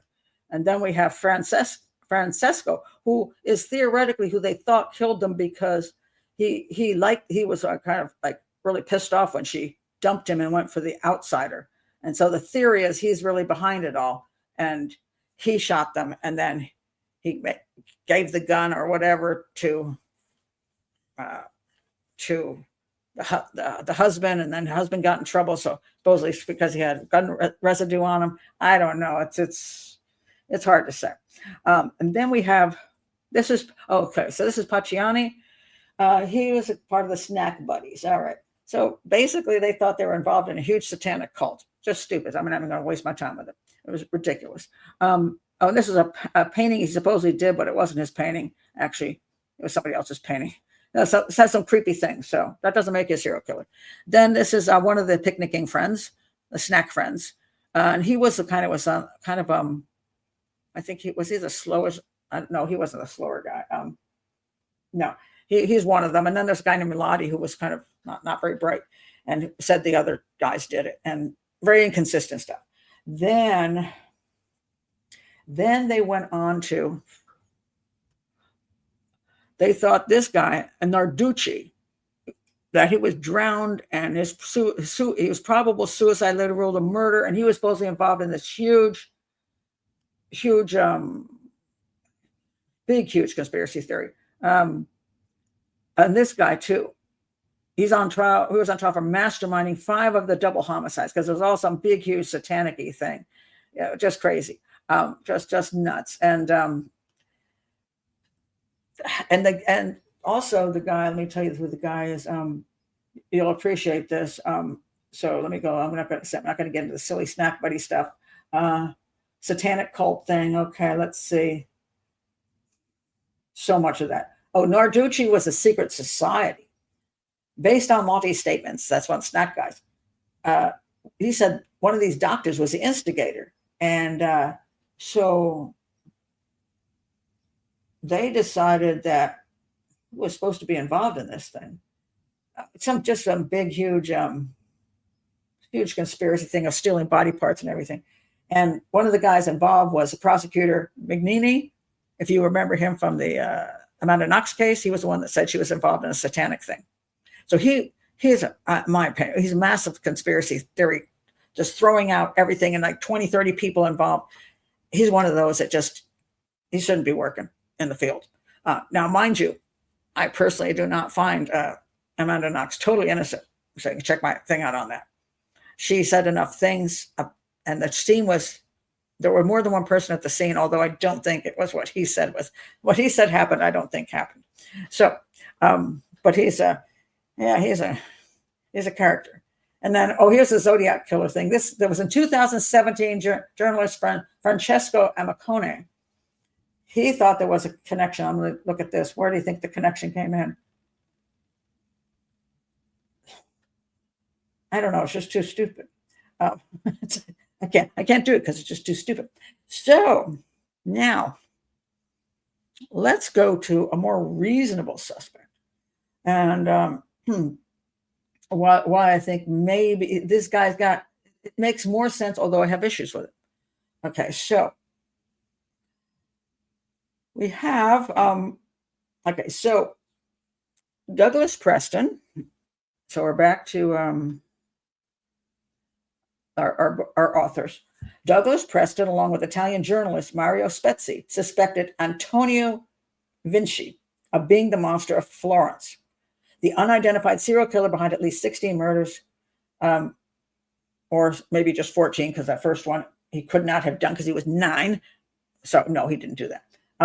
But this is the guy they suspect. That's Antonio Vinci at his father's trial for murdering his mother.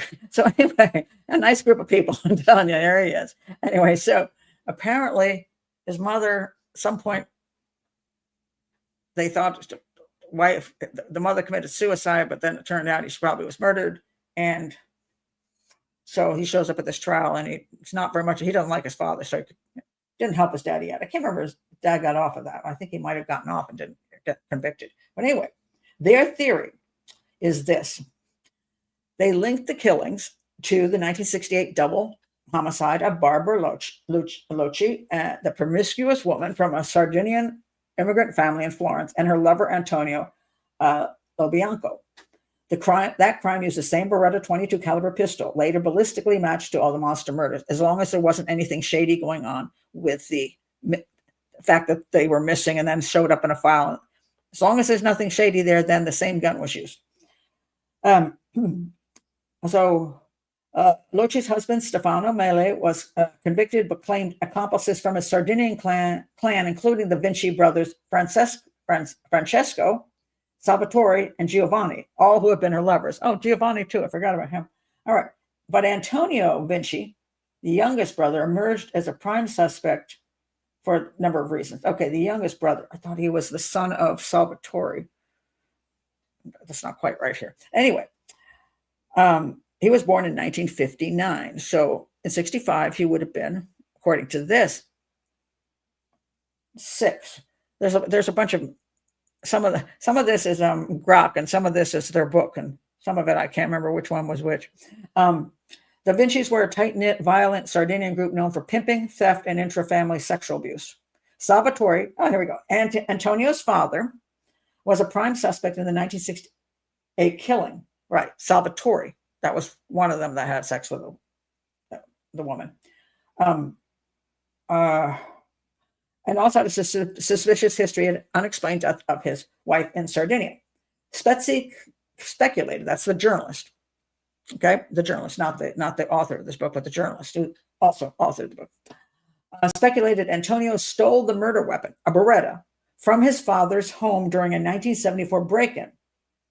The clan had motives tied to jealousy over Loci's affairs. So here we have the speculation part, or the confirmation bias. Is there any proof that Antonio, the son of Salvatore, stole the gun? No. Big zero. First of all, we don't even know if the gun was brought back to anybody's house, because originally it was stated that the guy who was convicted, the husband, said he threw it away, which sometimes people do. You know, you kill somebody and you take the gun and you dump it in a lake, in a river, you bury it someplace, you get rid of it. Or sometimes you sell it off, throw it, just whatever. And somebody else picks it up and you're like, maybe they'll get in trouble. Or you decide you don't want to get rid of the nice gun, so you take it home and you put it someplace. So yes, could the gun have been brought home, and then when Antonio is a bit of a thief and not doesn't like his dad, found the gun and took it? Sure. Is there proof of this? Absolutely none. Okay. Then it says, suspicious behavior in proximity. Antonio ran away from home in 1973 after threatening his father with a knife, which, interestingly enough, what kind of knife do you think they say he threatened his father with? What's your guess on that? What kind of knife?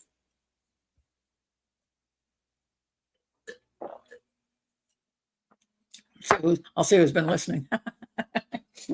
There we go. Very good. The scuba knife. Right. Supposedly, one second. Supposedly, the two of them, they finally track this guy down, and he gives them an interview. It's pretty amazing. And they ask if they can record the interview, and he says no, which is convenient for them in a way, because now they can claim whatever he said, which they have no proof of. So they claim he said he had that scuba knife, would be happy to cut his father's throat. And they're like, it's a scuba knife, which, first of all, we don't know was used in the crime. Secondly, we don't know if he was telling the truth about what kind of knife he used. And thirdly, that he even said that. That's what I'm talking about. Unreliable narrators, sometimes you just don't know who's telling, if it's a fact or it's a thought or it's an opinion or it's a guess or somebody made it up. So they're like, he's got the knife. He lived near early crime scenes. I don't know which ones they're talking about. He lived with a family, I guess, near the original 1968 thing as a kid, but what does that mean? Living near a scene, what does near mean? So you got to be very careful when people put things out there. Near a crime scene. Like a block away, Or are we talking 20 miles away? I don't know. I don't understand. And he had no solid alibis for several murders. Okay, so apparently he was not in prison during the time or in jail. They hadn't arrested him when another murder happened. So that's true. Apparently he was never incarcerated at the time where these happened. But that he has no alibis. Well, when you come and talk to this guy in 2000, whatever, where were you? How's he going to come up with an alibi? Generally speaking, we don't have alibis for things that happened 10, 15 years ago, unless it's something crazy like I was out of the country and I have a plane ticket that I was on television speaking at the time the person got stabbed to death. Yeah. But other than that, you can't even expect this guy to have alibis. So just because he doesn't have an alibi to tell you doesn't mean he did anything either. He was arrested in 1983 for illegal firearm possession. That's true. Amid the investigation, though acquitted after self-representing in court. Well, so here's a guy. This is interesting. He's represented himself in court. Usually he's a bit of an arrogant fellow. So if he's arrogant enough to represent himself in court, he also might be arrogant enough to write these little a thing to the prosecutor and send a boob in. You know what I mean? He might make a phone call. He might be that kind of person. So he's not totally socially inept because he's able to do certain levels of things. So yeah, interesting. Personal profile. As a drifter and a petty criminal, okay, one of the things I didn't get in the book, which I would like, if you're going to put a guy as your number one suspect, I want an entire history of the dude. I want to know where he lived. I want to know every place he ever lived in. I want to know every job he ever had. When you call him a drifter, what do you mean by a drifter? Because some people take seasonal work. It doesn't make them a drifter. It just means that, that's how you get your work. You have to, go from here to here. Like if you're doing farm work or something, you got to move wherever the work is. It doesn't make you a drifter. You could be a drifter, but it doesn't make you one. So all that information is so missing out of this book. Great storytelling, but I was missing that information. You're going to make him the suspect. I want more. He fit the profile of someone who could stalk and target couples in remote Tuscan spots. Yes, if he wasn't like living with his wife and children and was going to work every day and it was actually living in Florence and a house in Florence on an apartment, and he worked at the college and he was there every day. Yeah, maybe that makes sense. He wouldn't be in all these kind of various locations. But again, I think if the guy is doing farm work and he moves during each year, he's someplace. And I still wonder if he might have been involved in some kind of work in the fishing industry, going out on boats, going to the, not being in the Florence area, whatever. I just don't know. But yes, I believe he probably did not have a 100% stable job in one area. I believe he probably moved around with seasonal work. Spetzi's reporting uncovered patterns suggesting the killer was someone close to the 1968 crime. Only if you think he took the gun. That's it. That's basically it. Because he says here, escalating to ritualistic mutations out of obsession or rage. So there was this claim that they kind of made in the book that Antonio was really hated women because of Lochi and her philandering with everybody in the family. The kid was a kid. I mean, he probably didn't even know what the hell was going on. You know what I mean? He probably didn't know or didn't care. It wasn't like he was like her own kid. I mean, it was just. So I think that's unlikely. His mother died. Yeah, I mean, died somehow. Either suicide or murder. So it sort of seemed murderous to me. So could he have been missing, not having a proper female in his life, and the only female he ever knew was a crappy one? Maybe. He knew a lot of crappy guys too. I mean, his father and uncles were pretty shitty dudes, and violent, but they were sex fiends. I mean, they love sex. The rest of them, they were like busy with the women, close and far, and maybe he didn't get in line. I don't know. But I think he's making up the rage and making up the story about you're trying to paint a picture on him. And you don't know if it's even true. Preston, who moved to a farmhouse in 1983, collaborated with Spetsy to pursue this independently. They dismissed official theories. Yeah, like the satanic cult and all that kind of stuff. He just thought it was stupid. He argued for the evidence pointing to a lone, vengeful family member like Antonio covering tracks from the original murder. I don't know what the original murder makes no sense to me. He would be a kid in the original murder.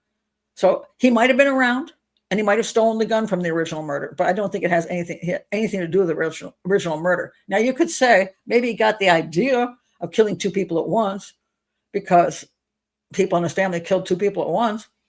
Maybe. So anyway, let's see. Antonio is now a delivery driver and was never charged and was in prison for an unrelated robbery. Oh, this is interesting. Okay. It says here, Italian courts ruled parts of the book libelous, but the theory persists among skeptics of the official narrative. Okay, I don't believe in the official narrative either. I think it is a lone person, absolutely a lone serial killer. Antonio, now a delivery driver, was never charged and was in prison for an unrelated robbery during at least one 1980s killing. Is that true? If that's true, then it's not him. Weakening but not disproving the case. Wait, no. If he was in prison during one of the murders, he's not the guy. Period. Because unless he's like, I'm going to prison, uncle, here, take the gun and go shoot two people and mutilate them. No, it's either him or it's not him. So if he were in prison during one of the murders, I hadn't seen this before, then he is not the guy. If that's not true, then he could be the guy. And the only reason I think, okay, let me say why he could be the guy, and then I'll just talk about another one in general. He could be because it seems like it could be a loner type. He could have had problems with women. He was married. This is a weird thing. He was married to a woman for 3 years, but apparently he got the marriage annulled because they didn't supposedly have sex, but he got it annulled. And the weird thing, so she couldn't get pregnant. So the question is, I don't know what that when they annulled it due to what do you call that in the Catholic Church? Somebody tell me because I've forgotten that word. Can't remember it now. Darn it. Basically, unable to perform. So, but who's unable to perform? I mean, if she couldn't get pregnant, is it because thank you. There we go. Not consummated. Thank you very much. Not consummated. Why wasn't it not consummated? Now, he was the one who said it wasn't consummated, not her, which is interesting. So did they have sex and then he wanted to get out of the marriage because she couldn't get pregnant and so he just claimed that? I don't know. Again, do I have the paperwork in front of me? No. Do I know what's true? I do not. But suppose he was married and then they asked him about a relationship. He said, I live with a woman. And it's like, but was it a woman in a romantic way or was it, a woman like, his landlady, you know what I'm saying? So I don't know whether he is, in fact, not too able to get it up, shall we say. So if that's true, he might have had access to the gun if the gun were still within the family. He might have said, oh, we've already killed two people. I can go kill two people and have a better time with a woman. If he had the type of work which moved him from place to place, farm work and stuff like that, then I can see him easily in those areas. He did have a small car, that he could have driven around. But that's it. I can't say he did it. I can say if he wasn't in prison, he could be the guy, or it could be a guy like him. Now, the guy who will be like him, if it's not him, has to be somebody who somehow accessed the weapon, accessed the gun. And once they got hold of the gun, then they said, somebody could have stolen it and then thought, I'm using it for what I want to use it for. They could have found it and said, oh man, that's that guy that killed those two people in the car. And now I got the gun. He could be the guy. I can't possibly say Absolutely. I will say, I will stand with the one serial killer theory. I don't go with any of the other garbage at all. Now, I want to point out one other weird thing, and then I'll go to all your comments. Why did he cut out the pubic area, the vagina of a woman? And apparently, like he cut it in such a way that he could take it with him, like a little purse, you know. Um, Maybe I have a sick mind, but I would think he might be taking that home to have sex with it. So maybe he can have sex, but not when he has to deal with the entire person or the entire body. Now, these days, you can go on Amazon and you can buy either an entire doll for sex. That's like $1,000, but looks like a real doll, all anatomically correct. Or you can just buy parts of the doll. You can buy a pelvis and stick it on your bed and have sex with it.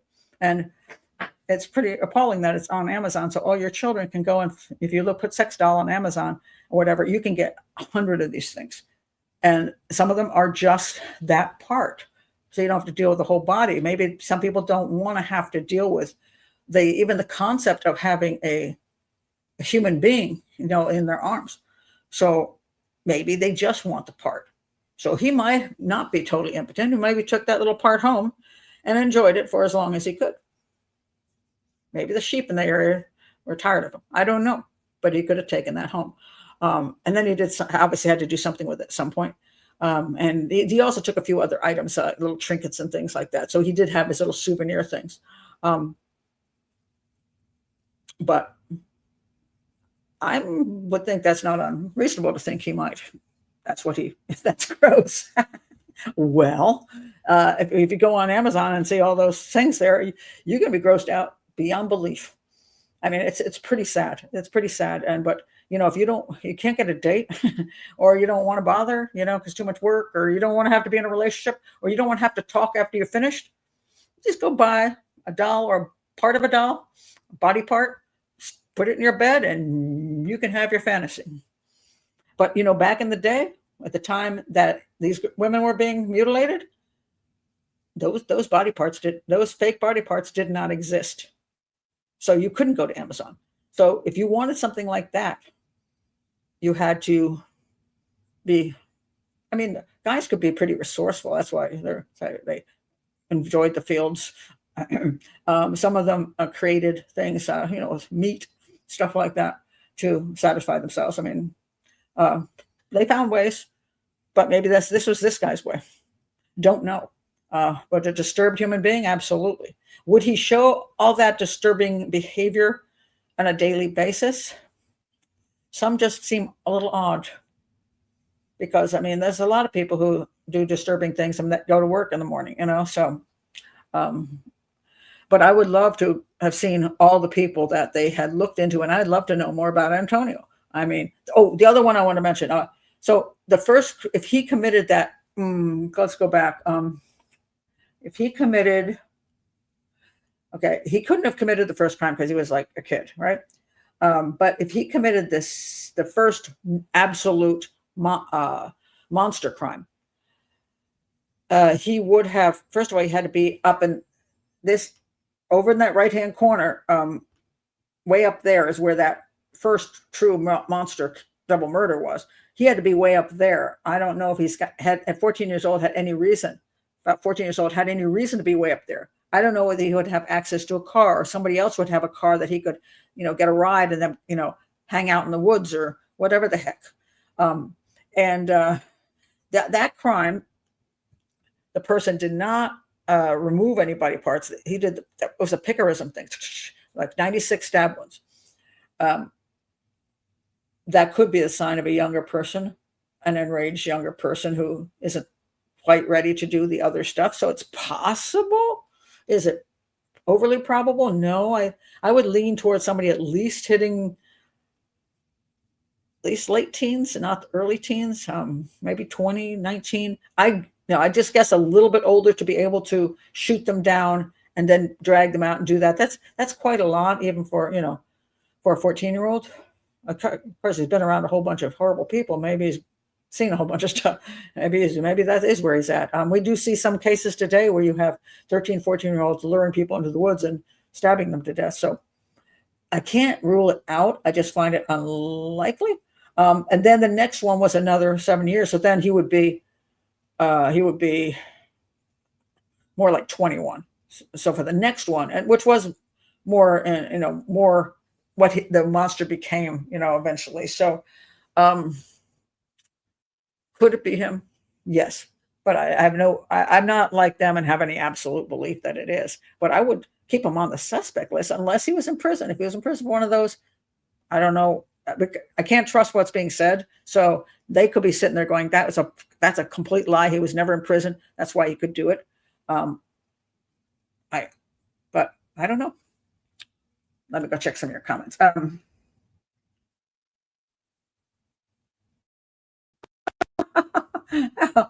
Oh shoot! I just got knocked out again. I tell you, there's something wrong going on here. Hey, deception detective. Now it says my camera's unplugged. Oh, for God's sakes!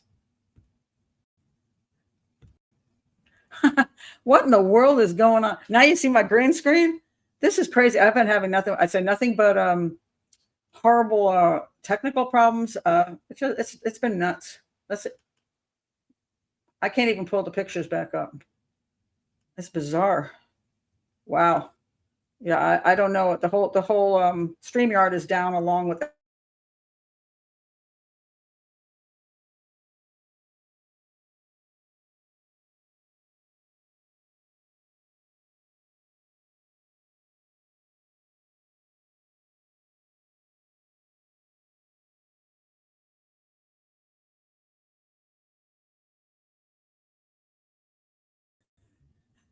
I just keep coming and going and coming and going and coming and going. It's driving me nuts. I don't know what's going on with StreamYard.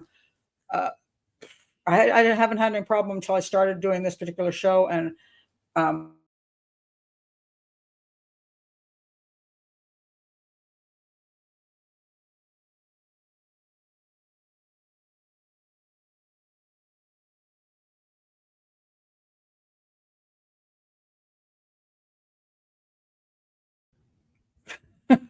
I'm going to have to wrap this show up because it's just absolutely gone. the, the, everything's freezing. I have no idea. It's got to be. I don't know. It's a StreamYard thing. Bye, Pat. Yeah, well, that's pretty much. Oh, you'll be patient. I want to read some of your comments, and I want to say it's just.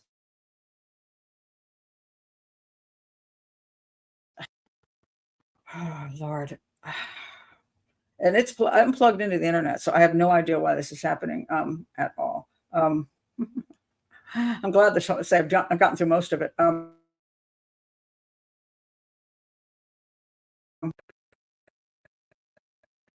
Every time I click on something, it freezes. So I doubt he was a doctor. No. Um,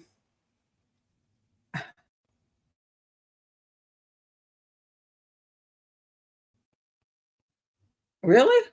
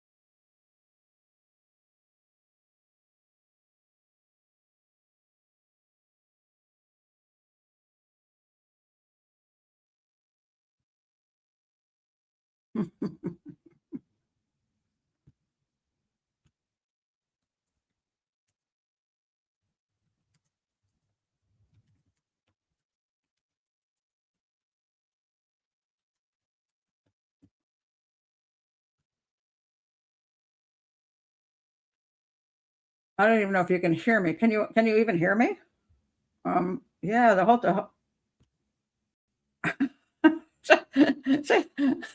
it just keeps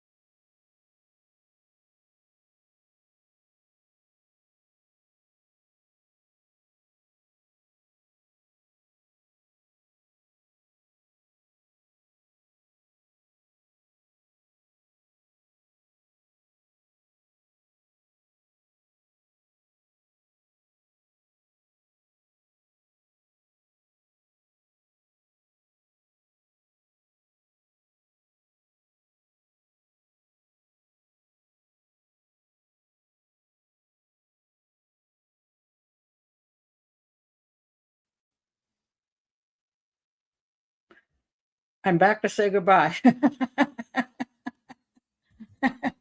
Back to say goodbye.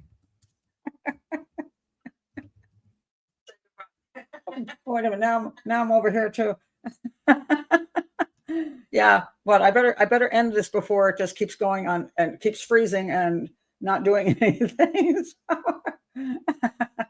Oh, what a mess. Very, very annoying. But thank you guys for being here. I have been here for over 2 hours, so at least that. So now I will officially say goodbye. And I thank you for being here today. It was great. And let's see if I can end this stream before it gets any worse. Okay, here I go. Let's see. What am I going to do here?